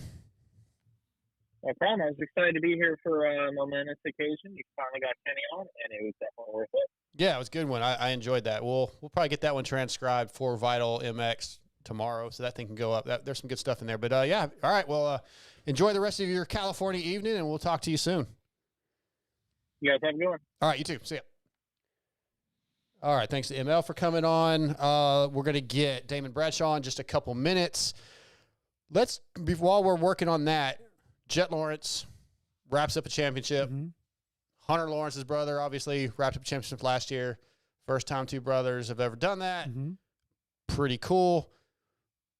But are we tired of Lawrence Brothers Nation at all, Scotty, TJ? I mean, I mean, as long as they just keep panning to him for his reaction on everything. Yes. who? On Jet. Oh yeah. You know what I yeah. mean? Like I don't have a problem with Jet being being a star of the sport and all that kind of stuff, but I mean, he's still on a 250. I know it's. I mean, we've seen so many people who were going to be the next this and next that. Yeah. I think we should. I think we should maybe tone it down a touch until he actually, which he probably will. But let's give the 450 guys the 450 dues. Let's There's some respect stuff there sometimes that it's a little frustrating. Yeah. So I hear what you're saying, and also even for the other guys. Yeah. For a guy like RJ Hampshire, he doesn't have the numbers or any of those guys. It's just when you hear about one person all the time, or the new guy, Hayden Deegan, and it's all you hear about. Yeah. It's good for the fans. The fans want that. I know for those couple guys are the superstars, but it just seems like a bad look. Yeah. Yeah, well, I mean, can you say at the same time though, like that the way the spotlight's been on Jet and the way we've been freaking out on Jet and the Lawrence brothers and stuff, is that any different or any more than what was happening when Stewart was on a 125 and coming up? Probably not. Because I mean, that was like, especially I was 12, 13. I was like the perfect demographic for it, but it just seemed like that was just but like Stewart a changed world the changing. sport. Exactly. But Stewart changed the sport. Jet's just really fast. He's not. So you think it's like not warranted to have as much attention?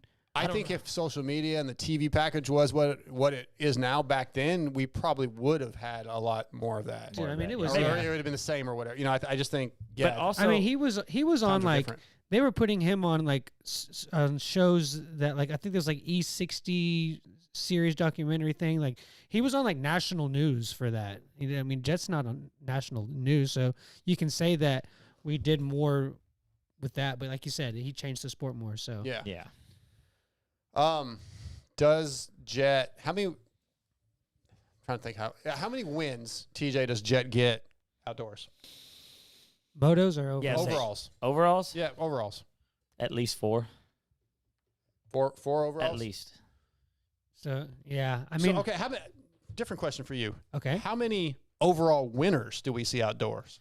That's who's even racing it now? Do we? Well, I think Dylan should be back. So AC is going to be out there. Obviously, the guys that I feel like have a chance, and then Plessinger. Yeah, AP will be there, obviously, and then Jet and Chase seem to be the favorites. Actually, hold that thought. Guts Racing, Andy Gregg and the Guts Racing crew have been providing the best seats and foam in the industry for years. For 2023, they have added Kawasaki to their complete seat lineup, as well as the color teal to the gripper material options available. Also new for 2023 are options for your e-bikes. They have complete seats for the Talaria and the Super 73 and covers for the Segway and Suron. And they have options for the Honda, KTM, and Husqvarna electric bikes. Visit gutsracing.com today to order your seat. And tonight, Guts Racing brings us the man, the beast from the East, Damon freaking Bradshaw. What's up, Damon? Hey, man, how are you? Ooh, you're loud. We're good. We're good. We're been waiting to talk to you. Yeah, you guys weren't very loud at all. I got the volume all the way up. I can hear you fine. Okay. Yeah, it's. I just have a good phone. Yeah, I guess so. I guess that's what it is. Yeah, it's a good phone. It's not an iPhone. Oh God! Here we go. I'm with you, Damon. Yeah, we have one of those weirdos in studio with us. Yeah, I get that too. I'm usually outnumbered, but hey, do you get called a green texter or green dots? The green dots. Yeah, everybody complains about that. Yeah, Damon. So I want to get you on for a few different things, but let's start with what happened in Denver. Eli Tomac. I mean, just one of the biggest emotional upsets in our sports history. You've had. No, I was watching, and it just, I've said it a few times. Unfortunately, I know what that feels like. Obviously, in a little bit different situation. We've all talked about it and beat it in the ground, but just not only for the rider, but the team and the fans and just everything that goes along with it. But it's goes back to that old thing, man. It's not over till it's over, and the points lead, regardless of what that is, it can always change. And I wanted to see the guy go out in the direction he was, going.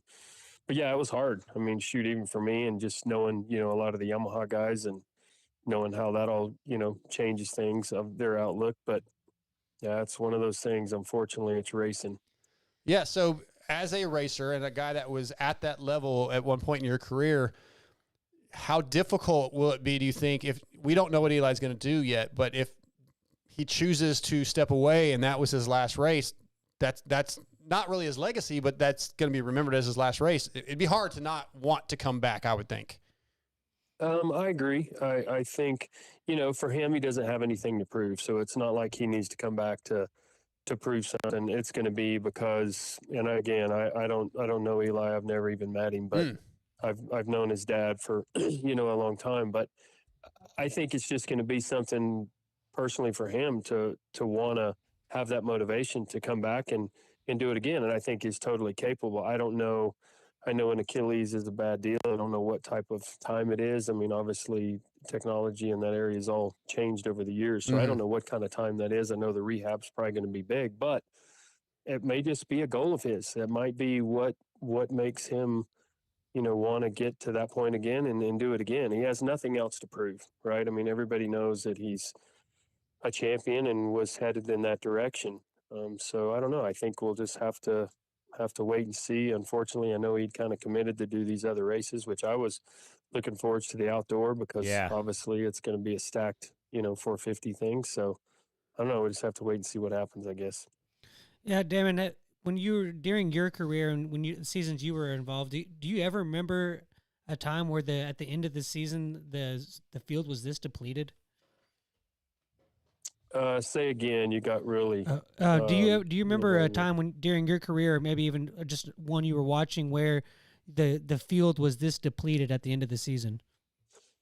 I don't. I don't think that ever was the case. And to be honest, the guys lasted a lot longer than what I anticipated them lasting, even though a lot of it happened right here at the end. I mean, I know we lost some guys in the beginning, but I've always said that. I mean, I know they've wanted to add more supercrosses in for years. I'm like, you just can't build these tracks this way and add more supercrosses and expect to have your core guys at the end. And I'm not taking anything away from the privateer guys and all of that, because they're all there and there's some of those guys that were there every weekend, but just at that level and what, risk you have to take to be at that level you can't compare it to anything. So I just think it all relates to that. I think adding more of these supercrosses is crazy in my book, but that's just me. You say adding the supercrosses and building these tracks this way. Do you think it's the tracks, the bikes? Like, I heard somebody bring up restrictor plates in the bikes. I mean, seriously, they talked about that. Yeah, they talk about that too. It's not like it's a horsepower, it's a 450 or it's a 250 that's hurting guys. It's not like they have horsepower and they're going too fast. I mean, the 250 guys are doing, similar things. I just think there's not a lot of room for error. Oh, I mean, the timing. These guys are tucking the bikes into holes that the bikes will barely fit in. Yeah. Right. And one mishap, of hanging up a little short, and then now you have another obstacle right there. I'm not saying that you can't have some of that, but it's a jumping contest. Mm-hmm. Yeah. It's like freaking watching Excite Bike. I mean, how can you make it more racy? I mean, I think some of our simpler tracks, which it's been a while, the racing was better. Right. I get they need to separate guys, right? I mean, the whoops separate a lot of guys. The rhythm sections aren't really separating guys. I know there's some different rhythms that you can do from one rider to the next if he wants to go forward or whatever, but they're really not separating there. It's separating in the corners and separating in the whoops and the sand sections. Yeah. I mean, it's not this whole lane that they're spending the whole freaking straightaway in the air. They're all doing that. I mean, back in my time, you didn't have guys that could not qualify even into the night show. I mean, those guys are doing some of these rhythm sections. Right. Yeah, they're not doing it as fast. They're not staying as low, whatever. But it's again, I think the bikes do, and in talking about that, I think the bikes, yes, make some guys better than they are, but I don't think it has anything to do with, the horsepower of the bikes and how fast they are. I truly think it's the tracks. So and again, these guys are taking risk, right? I mean, even though they have more time in the main event, we all know how important starts are. But then again, some of these good guys have shown that they don't have to get a whole shot to win. They can. I mean, I don't know what stat wise you look at some of these top guys and some of their worst starts that they've had all year, and they come back and they're on a podium. Yeah. So we've heard Roczen came from dead we've last. heard from people over the years. That's the tracks or it's the bike or whatever. But it seems like, and I hate to put you on the spot here, but it seems like everybody says that, but there's not like a real answer. Like to you, if we give you the keys, what do you change to the tracks exactly to make them better? Oh or man, safer? yeah, that's super hard. I mean, because I don't know. I think you got to go back, and I know these guys do it because I've heard them, at Feld when I was there about they put a lot into trying to make this stuff good. And I think, to be racy, but then it's a show and blah, blah, blah. There's all sides of that.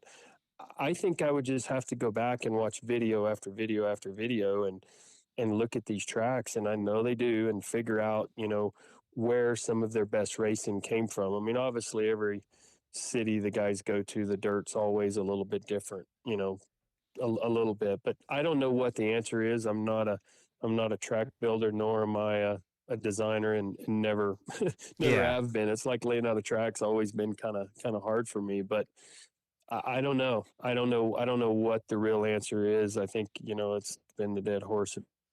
Right. Watching Chase Sexton this year, right? To keep these riders in the game long enough, something's it's gotta change. I mean, you can still get hurt, walking out on a sheet of ice on your porch, but how do we lower that risk factor a little bit to keep these guys in there all year, but still have good racing? Yep. And I don't know, man. It's very tough. The guys are really good. Age-old question. Watching Chase Sexton this year, the fastest guy on the track most of the time, made a lot of mistakes that threw some points away, almost lost the championship because of that. What do you see from him? Have you seen improvement in the way he's riding, or what he's doing, or what do you even see that he's doing wrong that's causing some of these things? I think the kid is obviously super fast, super talented, and I just think those mistakes are going to come. Unfortunately, I'm not sure how old Chase is. Chase is 23 or so, 22 or somewhere in there. Yep. I think, I'm not sure his age, but I think still it's a maturing thing. And I think the guy could ride it, 85%, and he's just so good and so smooth that it would still put him where he needs to be. And I think I heard something with him the other day, just talking about listening to the media. And, unfortunately, that was his first mistake right there. And nowadays it's a lot harder not to do that, obviously, because of social media and the keyboard warriors, to where before, my time, you had to read Cycle News, or you had to read, a magazine in order to get that. Well, I wasn't going to do that, and did some, but I think he got caught up in that, and I think he had that in his head. I think it was just a mental thing, really, or getting to that next level. I mean, obviously this last part of the season, we've seen a veteran. Yeah. I feel like he's figured it out, hopefully. Yeah. And I think it's one of those things, man. It was plaguing him, and people were beating up on him. And I mean, again, I don't know the inside thing with the bike or whatnot. I personally don't think it was the bike or the tires or this or that. I just think it was unfortunate that those bad things were happening, and he was on a run of it. And looks like to me now he's put it behind him. Yep. Yeah, Damon, I just wanted to know your input on kind of where the state of the sport is. And I know you've done stuff with the monster trucks, and I kind of wanted you to kind of compare those worlds of the monster truck world. What are those fans like? Do they compare to our fans? Are a lot of the same people? How do they compare to some of the stuff you saw in the 90s? I saw an old video of a couple of guys on the podium. It was like, I think it was like 89 or 90. I don't remember what the exact year, but one of them was like grabbing the camel girl's butt and like just monster trucks. That's what they used to do. No, that's what they do. Yeah, Yeah. No, I know what you're talking about. Yeah. Okay. It's just the change in the times, right? I mean, that was just a different time. I mean, things that you could do and that I think, the fans liked, and we were all just having fun. It's just a different part of the, I don't know, the world, I guess, that we live in now. But fan-wise, monster truck fans were completely different type of fans than Supercross fans. One thing that I think has been really cool over the last few years is to see the people at Supercross again. I mean, I went to a few Supercrosses this year, but I don't know that I've ever looked so forward to watching Supercross at night, because it has been exciting, right? There was always something that was very interesting going on. There wasn't going to be one guy that was just going to that was going to run away with things and it not necessarily be fun to watch. I mean, I enjoyed a lot of the season, and, unfortunately when guys started getting hurt, that wasn't as good, but just to see the crowds change, because I think we went through a time to where Supercross, just the people weren't there, and so that was kind of a bummer. So it's nice to see that back again. And it's a different type of entertainment, as far as monster trucks. And to be honest, I don't think they are what they once were. I don't know if that makes any sense, but that's a whole different story. But, it's hard to keep that, I don't know, that going for so many years, because it was very entertaining. Even as a driver, once you were finished driving, you sit in the stands and you watch the other guys. It was entertaining. I mean, a lot of people looked at it as it was, a lot of different things people wanted to call it, but when you were there and you saw it and you knew what that beating felt like, you had a lot of respect for it. Yeah. So they were talking about the fans change, and we earlier touched on Chase, and then right before we had you on, we were talking about Jet and the hype surrounding him coming into the season. And my stance is, I mean, he's still on a 250. He's not on the 450 yet. Let's let the kid get some 450 races under his belt before we start touting him as the next greatest best thing, because we've seen that go awry a couple of times in our sport. Where do you stand on that? I think he's going to be fine.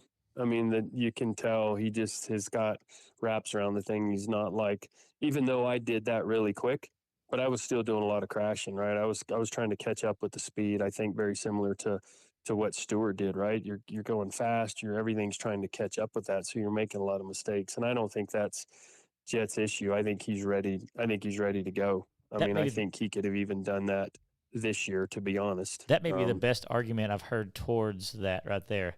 I never even put that into thought about how you and James and and even Ricky moving up, trying to catch up to the speed and wrecking all the time. And I guess the first few races will kind of be a tell on where he is this year. And then the fact that the field is kind of depleted for the outdoors. We're also relying on what he did at MX of Nations. Yeah. Also, where he seemed like he was fine. Yeah. And I think I would say at least for me, when I was riding Motocross Nations, the pressure was undescribable.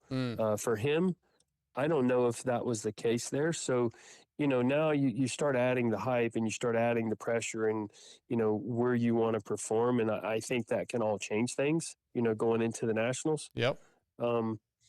But yeah, it is a bummer that a lot of these top guys are out, but I think he's just going to be competitive. I mean, you can see it, in his ability in Supercross. And I think he had some of those rookie moments. Everybody has to have them, but I think his were very few. Yeah. I think he's gonna be one of those guys that's gonna adapt and and be a force to be reckoned with for sure. Can't argue with you. Before we let you go, what have you got going on? You're still with WPS, still doing ride days and events for WPS Fly Racing. I'm sure you're doing some of the adventure rides. What's been on your schedule lately? Yeah. A lot more Yamaha stuff, which is really cool. With the adventure bike stuff, I'm just kind of what I've been doing the last couple of days. That I got back to Idaho, spring cleaning and getting bikes ready. I go to Gateway, Colorado, probably on Tuesday for a Yamaha adventure event that I think goes on for maybe 5, 6, 7 days. So I'm really looking forward to that. So yeah, I enjoy mixing it up. I get a couple of moto days a year. I get some adventure stuff and some off-road. But yeah, some of these events kind of tie together with Fly Racing and with Yamaha, because obviously we have our adventure line and then Yamaha with the new T7. So yeah, just staying busy, man. I'm fortunate to get to do what I enjoy doing. I've got a question here from a Ryan Skippy McPherson, and he'd say, "Is there a memory?" I had to put my glasses on. Shut up. No, it's the way you put them on. Is there a memory that surpasses the Cycle Ranch ride days memory? I feel like there's something specific that he's trying to point at. Yeah, no, exactly. No, there were definitely some good times. It's obviously being in different times and, things, I would, those were some good ones, and that was a good track. I mean, I hate kind we haven't been back there in a while. But what we try to do is we try to move around. Like if we're going to Texas for a couple of years, then we try to change up and go somewhere else, and then do that full circle again. But yeah, hopefully we won't relive some of those moments. But yeah, it'd be cool to go back there. Yeah, that's not. We're not reliving that one. That's for damn sure. Well, it's funny because that was one of the things I was going to ask you. Is like Darkside's been on the up game on his motos. Oh, yeah. Moto stuff. He's training, riding hard. Is he? Really? Yeah. Oh, so yeah. it's like he's been getting there. What's he going to have to do to earn your Well, trust? here's back? the thing. Nobody realizes, like, Damon was never upset. Realistically, it wasn't even his bike. Yeah, he on the didn't care. surface, but deep down, he's like, yeah, that jackass never want to ride one of my bikes again. But yeah, There was a lot of things that were left out of those. Yeah, he might not let me out of those discussions. Yeah, he might not let me ride his actual personal bike, but yeah, things are a lot different. Yeah, I mean, Maybe that's where the what were you guys calling that the 450s need? The restrictor plates? Restrictor plates. Yes. So yeah, we'll just do like you used to put a screw in the throttle so it only goes so far. That's what we need for him. Like a Perfect. kid on a PW. that's why I've been on a 350 lately. So yeah. So you touched earlier about riding the adventure stuff, and I kind of have like a tentative plan of coming up in like the Utah, up in that area to go ride. Where's some places like for a moto guy that doesn't have a full-on cross-country bike that we go ride and have fun? Like You mean more trails. off-road stuff? Yeah, more off-road stuff, but that's something where I don't have to like get my suspension rebuilt for. Oh yeah. So obviously I live in Idaho. I don't live in Utah. What- I have yeah. done some riding down there, and there is lots of good stuff. I don't know it. When I went down there and did some ride days, we actually got in touch with a guy and kind of had him as our leader to take us on some good stuff. But Well, I said Utah, but I meant Idaho. Like I'm heading up towards where y'all are. oh, gotcha. No, man, the sky's the limit. I mean, all of the trail stuff is, a lot of it is, on certain websites are rated at, how difficult and all of that. But to go off-road riding, obviously it's nice to have suspension stuff done, but you can get away with having just really your normal stock stuff. I mean, I like going out just for the scenery and then the riding and getting away from people. But, moto wise, there's not a ton of moto. I mean, there are moto tracks here, but like for me, I have to go almost 3 hours to ride moto, but wow. ride off road, I can leave from my house and go ride. That's what I'm looking forward to. Yeah, right? Yeah, that'd be fun. That's That'd cool. Be fun. So, and that's 3 hours one way. yeah. Because I live in the mountains, so adventure and off-road is readily available. Awesome. Damon, thanks for coming on here and talking to us about the series and what you've got going on. And it's always cool to catch up with you. Yeah. Thank you guys for having me on, man. All right. We'll talk soon. And I don't know Sounds next time good. we'll see each other. But yeah, I'll have to come one of those ride days and I'll bring my own bike this time. It's all right. I have a parts allowance, so we can fix most anything. Ooh, I used a lot of it, though, in 2020. See how he just automatically assumed that he was going to have to use his parts allowance? All right, David, take care, man. Right on. Thanks. See you guys. All right, Thanks. see ya. Damon Bradshaw brought to you tonight by Guts Racing.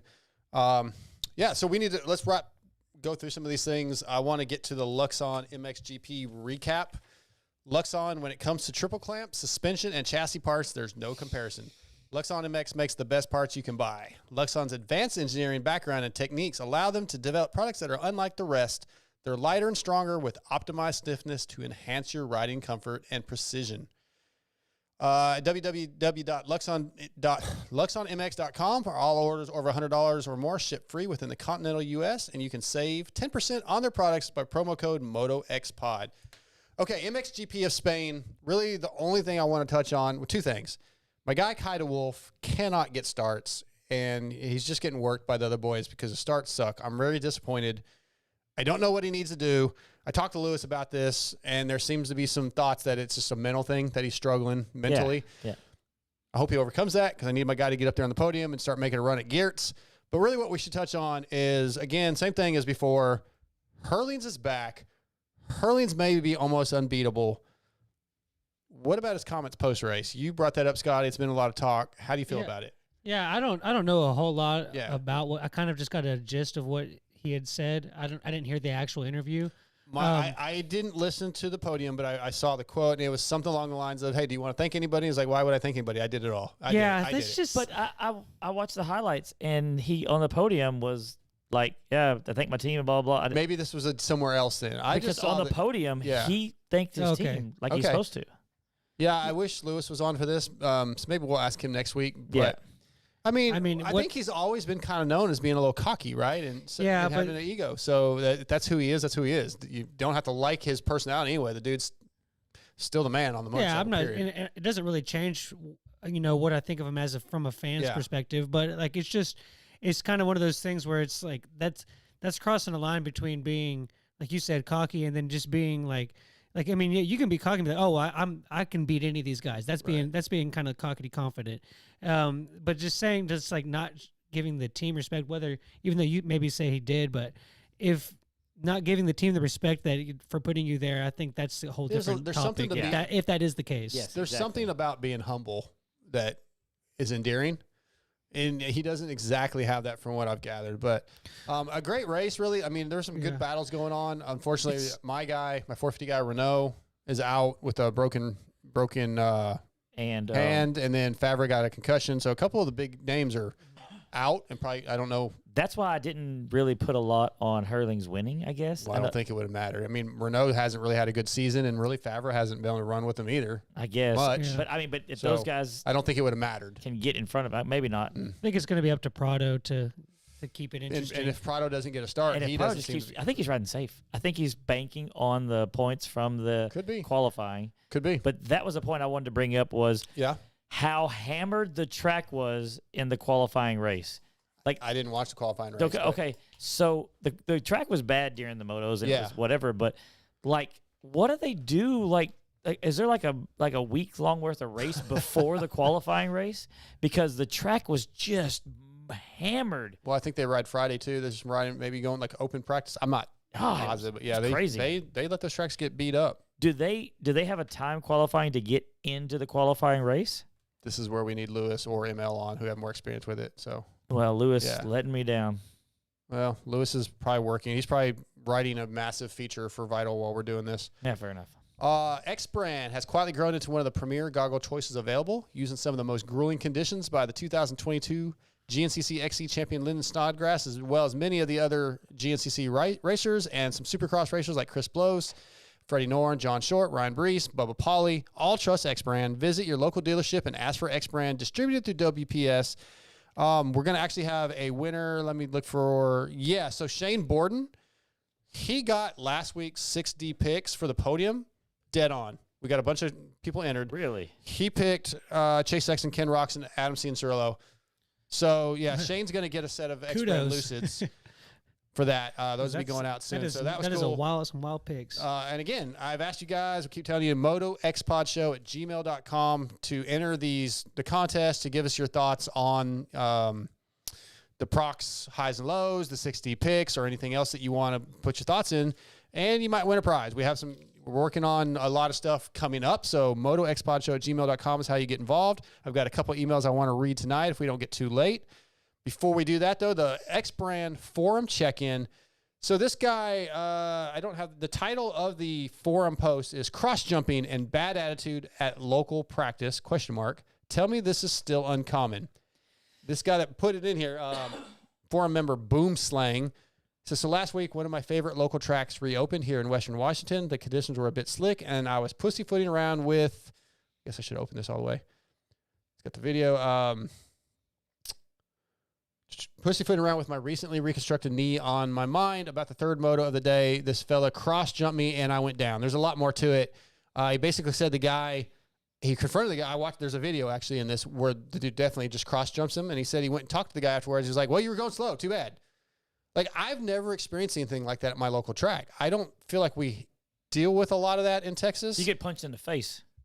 I don't feel like we get people really bad cross-jumping, doing, you're exaggerating, coming up behind you and panic revving to get you to move. You get that sometimes. Do you see? Well, I wouldn't say panic revving. Like, you just get somebody to come in, let you know you're there. Okay, just like real quick, though. Yeah. Yeah, but also if somebody does that, don't just yank it right and get out of it. Because And I think on this scenario, it just kind of all depends on how you approach the situation after the track. Does he come up all fuming and hot headed and escalate the situation by the aggressiveness of the nature that he's coming up and confronting the guy if about you got it? taken out like this guy, good, you would be aggressive. You should be aggressive. Well, he actually got taken out. Oh yeah. Oh, Okay. I didn't read. I didn't understand that. Yeah, he took him out and Okay. like he broke like his front brake lever, I think. Yeah, dude crashed. I had a situation about a year or so ago. I was riding out at Buffalo Creek, which it shouldn't have this at a track, but it has an option to where you can land and then you can either choose to go to this part of the track or you can continue on the main loop. Yeah.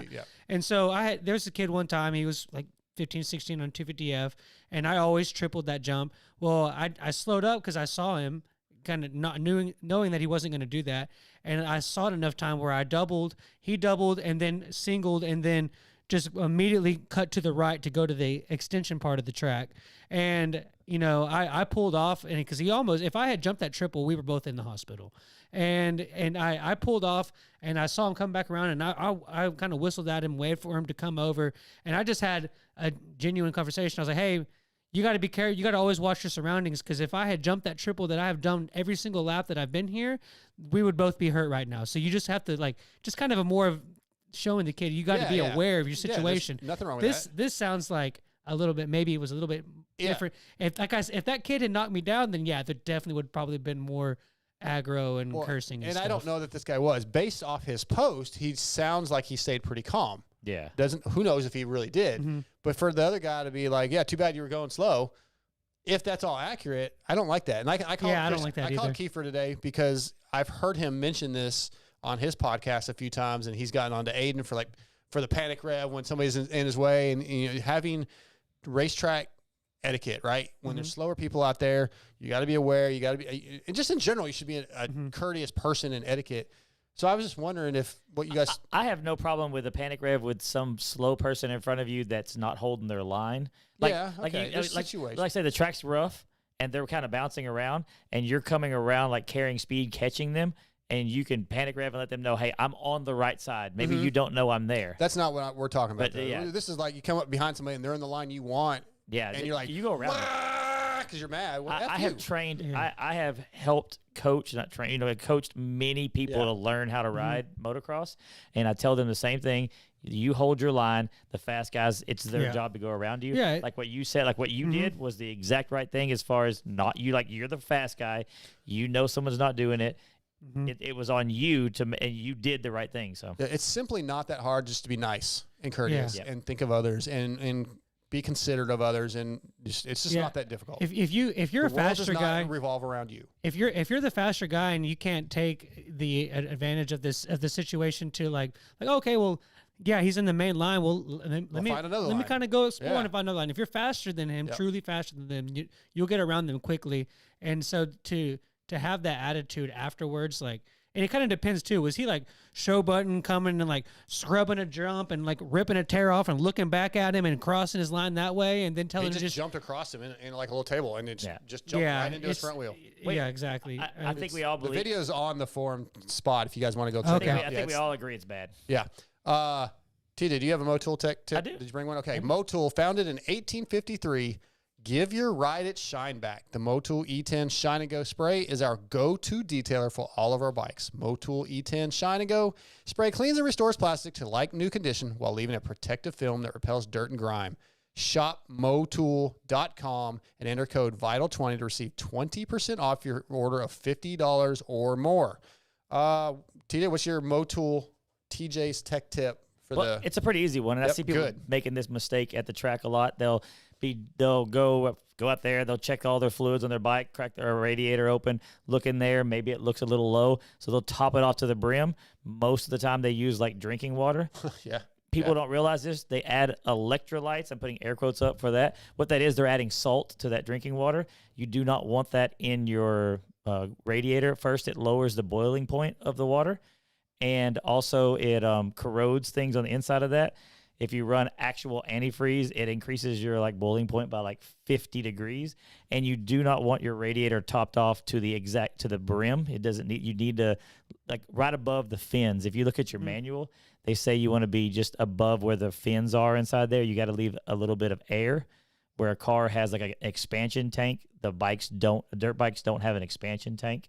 So you leave that air in there for as the water heats up and cools down. So at a cool bike, you want to make sure your radiator level is above the fins inside the radiator, and you want to use distilled water if you're going to run water. Okay. And if you're going to run antifreeze, it's even better because it increases the boiling point of the fluid. Did you know that, Scotty?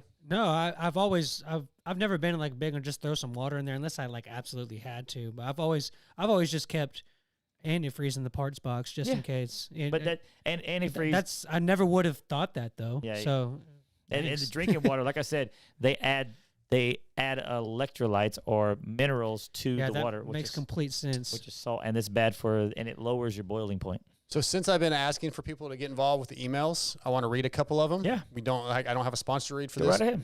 Real quick, because I will allow it. Oh, thank you. So I just got a couple that stood out. Shane Borden, based off our discussion last week, did you listen to the what's the Can-Am thing? What's that thing called, or whatever I know exactly what it is. Yeah. What are those things called? The Can-Am. The slingshot. The slingshot is one thing. The slingshot is the Polaris. Okay, the Polaris slingshot versus motorcycle. That's not a motorcycle. No. Okay. Did you hear the discussion last week about the wave? Okay, so that Shane Borden said, I 100% agree with that. Motorcycles only give the wave. Yes. I will say I have a Yamaha moped, and I get it all the time from people on actual motorcycles, and I still feel weird giving it back because I'm on a Zuma. That was pretty funny to me. Thanks, Shane, for bringing that in. Scott Bremer, let's see. I really enjoyed the gear contracts team deal that we talked about, the 250 teams that ML brought up. I was just thinking about this. It's like you guys were listening to me. Sometimes you get Google, Instagram ads about something you were just talking about and thinking about. Anyway, a lot of info. Thank you. I know some teams have deals with let's say Maxima Oil or different hardware parts. Would this be the same as bonus for riders? We'll have to check into that one there, Scott. And then Jarrett, last one. More Lewis, please, on the show. Please. He is hilarious. Scotty does a great job. And as always, I enjoy your stuff, Mr. Side. Have a good weekend. Hey, I like that guy. Yeah. I don't think Lewis realizes it's me texting him when I text him or whatever, but they're doing a good job on that show. I give them a hard time about how they on their review show or post race wrap up show or whatever. Right. They just need to get it out before everybody else does. Like get it out. Stop that. You just gotta get it out. Stop earlier. that. You just gotta get it out earlier. There's no winning in this. Stop. Some people have to sleep and. Never. Oh, to the moped guy though, I think in the moped situation, the horns on those are really funny. So I feel like you just give them a little like a little and then kind of like a funny wave. I think that's your move there. All right, a couple more things. Prox highs and lows, rooted in racing from motocross to off road, supporting teams like Pro Circuit Kawasaki and Pro Yamaha and SLR Honda. Prox has been dedicated to supplying quality components since 1975. From complex jobs like an engine rebuild to simple maintenance like filters, chains, and sprockets, Prox aims to bridge the gap between OE quality and affordability. Find Prox at your local dealer or online retailer. Visit prox-usa.com to search for your parts and follow them on social media, as I said. Prox. Well, so we had this discussion also last week. I know, and it's ProX. Not in the States, it's not. It's ProX. According to the guy that works for the company, it's Prox. Yeah, I'm going to go with that guy, TJ. Yep. I'm going to go with Pro it's like capital P, lowercase r, lowercase o, capital X. I've been selling these pistons for 30 years. Oh, you know what? 20 years. I'm getting it backwards. You're right. ProX in the States. ProX. ML told me to say Prox because where the company was founded in Europe or whatever, it is Prox. But it's ProX. I'm so used to saying Proxima, but in the United States, it is ProX. I don't mind being right. So my bad. My bad. Highs and lows. The ProX, highs and lows. TJ, go first. What's your high? I don't really have one. All right. What's your low? I don't. It was kind of a boring race, and the low is like we're going into the last round with nothing on the line for anybody. Fair enough. Scotty? Yeah, that's kind of crazy to think about, like how tight we thought the points battle was going to be, like halfway through the championship, and to see where it's ended is kind of crazy. I would say it's pretty obvious. Low is the Achilles injury for Tomac. That was just okay. Woo, that was just a bad situation all the way around. And then my high is going to be AC on the podium. That was my high. Yep. So my high is AC, and my low is Renault, Maxim Renault being injured in the GPs. So, yeah, that's our ProX highs and lows. If you have highs and lows after, let's say, Denver, please, motoxpodshow@gmail.com. Send us your 60 picks. Well, this is, if you can get them in before Denver, send us your 60 picks at the same email. Before Denver. We can go Or back. before Salt Lake City. You got a time machine over there? Some people, well, you know what? Maybe I do. God, I wanted to 60 go to picks. Denver. What's that? No, I was Start the thinking show out loud. over. No, Thinking out loud. well, you can go to Denver. You just use Dark Side's time one machine. read without a mistake. I think I have at least one. Not yet. Since its inception, almost 12 years ago, 60 Helmets has been dedicated to the relentless pursuit of brain protection. From the original ATR-1 to its successor, the ATR-2, the goal is to develop a revolutionary design concept utilizing creative, forward-thinking technology that would change the market and improve the safety capabilities of the sports helmet. The helmet is the most important piece of protective equipment you will purchase, so visit 6dhelmets.com or go to your local dealership and ask for 6D. 60 picks for Salt Lake City. Scotty. I'm going to pick, I'm going to go, Always, he never has them, ever. I, TJ, what are your 60 picks? Chase, Kenny, and AC. Thank you. well, that was real fun and real exciting. I didn't build up we're the at drama. over almost 2.5 hours. Oh, my and we're- God. So, Oh, Scotty. my God, we're having a good show. Can you believe it? I'm going to Hey, go with... TJ, can you be here every week so we can let him go? No. Shit. Cool. Dodged a bullet there. I'm going to go Roczen, Sexton, Cianciarulo. Okay, and I have mine as Kenny, Chase, Adam. I really want to put Justin Hill back on the podium again. I think that could happen. But we'll go with what I said. All right. Yeah, I think for the most part, that's going to be this episode of the show. We will be back next. I've got one thing. Oh, of course. Whose age are you looking for? I was sorry that I'm supporting someone who has supported this show. I'm teasing. Oh, yeah, I got something else I got to say, too. Yeah, so I want to shout out to Sport and Wood. He gave us Sport and Wood. $9.99. I don't know if you want to go down the topic that he wanted to bring up because he's kind of said that you don't know if you're going. Tell me again. He wanted you to take me to Pulp and X Ride Day. I don't even know that I'm going. Because you have two bikes. I actually have that on my list. I texted Steve yesterday. I said, am I invited to the private ride day? He said, this will be a topic for Monday. I then said, not everything has to be a topic on your janky show. And he said, well, I guess you don't want to go very bad then. And I don't remember what was after that, but he wants to talk about it Monday. And I'm probably just going to tell him, never mind. I know everything that I ask him about needs to be a topic for Pulp MX. What were you going to ask? Oh, no. If I can go. Oh, no. So he wants to bring. Somebody Yeah, wants I to mean, talk I don't feel like to him. having content, man. I don't feel like having him try to make me jump through hoops because I also said, like, does anybody else have to come on your show to get to go? And he said, no. Okay, I'll go ride somewhere else. So I'm not going to go. It'd be an expensive trip anyways. It won't be that bad. Yeah. It's a 14-hour drive. And then you have to have a place to stay. I got a place to stay up there. Oh, do you? Yeah. Oh, okay. Yeah, it's gonna. Well, I don't know. I look at it like, yeah, you do all that, but it's like, oh, look, I went rode somewhere else where like the entire industry is over there. It's like, oh, good job. It's only going to be like, I think 80 people or 100 people on. Well, the next day. Oh yeah, the next day, but still, I mean, Millville is worth it. Millville's awesome. I guess to answer your question, Sport and Wood, I will definitely hop in the van if I'm invited and have an opportunity to go. I'm there for sure. So yeah, I don't know if I'm going. You may have your bike together by then. Yeah, maybe. Yeah. I mean, we'll see. Ooh. And last week I was talking about Nashville and Jake Curry and his fiance Jordan are the ones that took me to dinner, one of the dinners. And I wanted to bring this up since TJ's here. We went for Italian food Friday night at this pretty fancy place right there by Broadway. So I ordered the chicken parm. Well, chicken parm at this fancy place for $21 does not come with any noodles. It's just the chicken parm. Like chicken with Parmesan cheese on it? Yeah, pretty much. Yeah. So I was like, all right, well, I'll just get some raviolis, I guess, with it. Ravioli, $19. How many ravioli do you think you get for $19?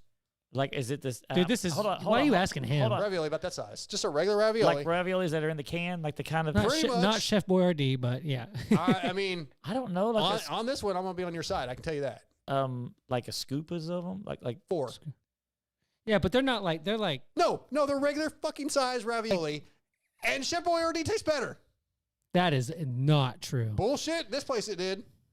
So you paid $40 for a piece of no, chicken? Jake did. I think their friend paid for that dinner. I didn't buy a meal the entire time I was in Nashville. A piece of chicken. Like you allowed somebody that you consider a friend to pay $40 for a piece of chicken and 4 wrap. You're a dick. I mean, they paid way more for their food. It was just Dude, you can't talk to him about fancy restaurants. I'm on bro. board with him on this one though, because normally I went to a restaurant. Hey, I splurged when I left. Okay, I went to a place. I splurged today. I went to a place called Marty B's when I left the office. It's in somewhere north of Louisville, Texas. I can't remember the name of town. I bought a 8-ounce ribeye or 8-ounce filet, and I think it was $36. Mm-hmm. I would have spent $500 for this steak. I will 100% drive 3 hours back to go eat over there. Mm-hmm. It blew Leon's out of the water. I've never had anything that tasted that good in my entire life. Not a problem. $40 for that food at that Italian restaurant. It was the worst Italian food I've ever had. Yeah, we went to a place in Dallas one time. But thank you to Jordan and Jake. Yeah, and they're when you get to those restaurants that are on the strip like that, it's all about location, and it's weird because like they know they're gonna get people. We saw this Italian restaurant one time, and it was like the sign and the way the restaurant had like booths like on the window. It looked like a really cool spot, and then we got there and the food and service. Yeah, this just place wasn't blew, that great. in my opinion. I will say $40 for a chicken plate is pretty high. Yeah, no, that was for the ravioli too. The chicken was together. $21 for a piece of chicken that wasn't that good. But you also did a like Yale, bro. Yeah, right. You also did a classic rule is like you don't add something to a dish. Did you like not look then I would have just had a piece of chicken. Did you not look at the menu to see the prices? Yeah, they knew what it was before they got there. No, but did you look at that and be like, I got one of the cheaper things. Yes. What the? I wanted some places lasagna. like They didn't that. even have lasagna. What Italian place Dude, doesn't okay, have lasagna? the real Italian restaurants like in Italy, if you serve somebody in Italy like a chicken Alfredo, they'd be like, what the actual F is this? Lasagna rules. That's kind of an American that thing Italian too. place up there when you go to Millville. I forget what the name of the town is that down the hill from Millville where the city is. There's an Italian place there that we go to every time we're there. That fantastic. It might be the best Italian food I've ever had. This place was very, very disappointing. But I mean, it's a just wasn't touristy good. place in Nashville, Texas. I wanted to ask AP because he and his wife were there eating. I wanted to ask him if he thought it was any good because I thought it sucked. I splurged today. Well, yeah. Yeah, I bought another one of the little Wendy's keychain things, so I have one in each car. All right, that's gonna be. You can't say I splurged in Wendy's in the same sentence. No, you can't really. That's going to be it for the show. I want to thank our presenting sponsors, Race Tech and Boyesen, as well as Pro X Brand, Guts, FXR, 6D, Luxon, Motul, and W. I want to thank our guests, Ken Roczen, Grant Harlan, and Damon Bradshaw. I guess I'll thank you two losers, as well as Michael Lindsay. You're welcome. And yeah, I think that's it. We'll be back next week. MotoXpodShow@gmail.com, and we're out. Thanks, guys. Thanks, guys. Thanks. All right. Sorry. Fuck you guys. Ouch.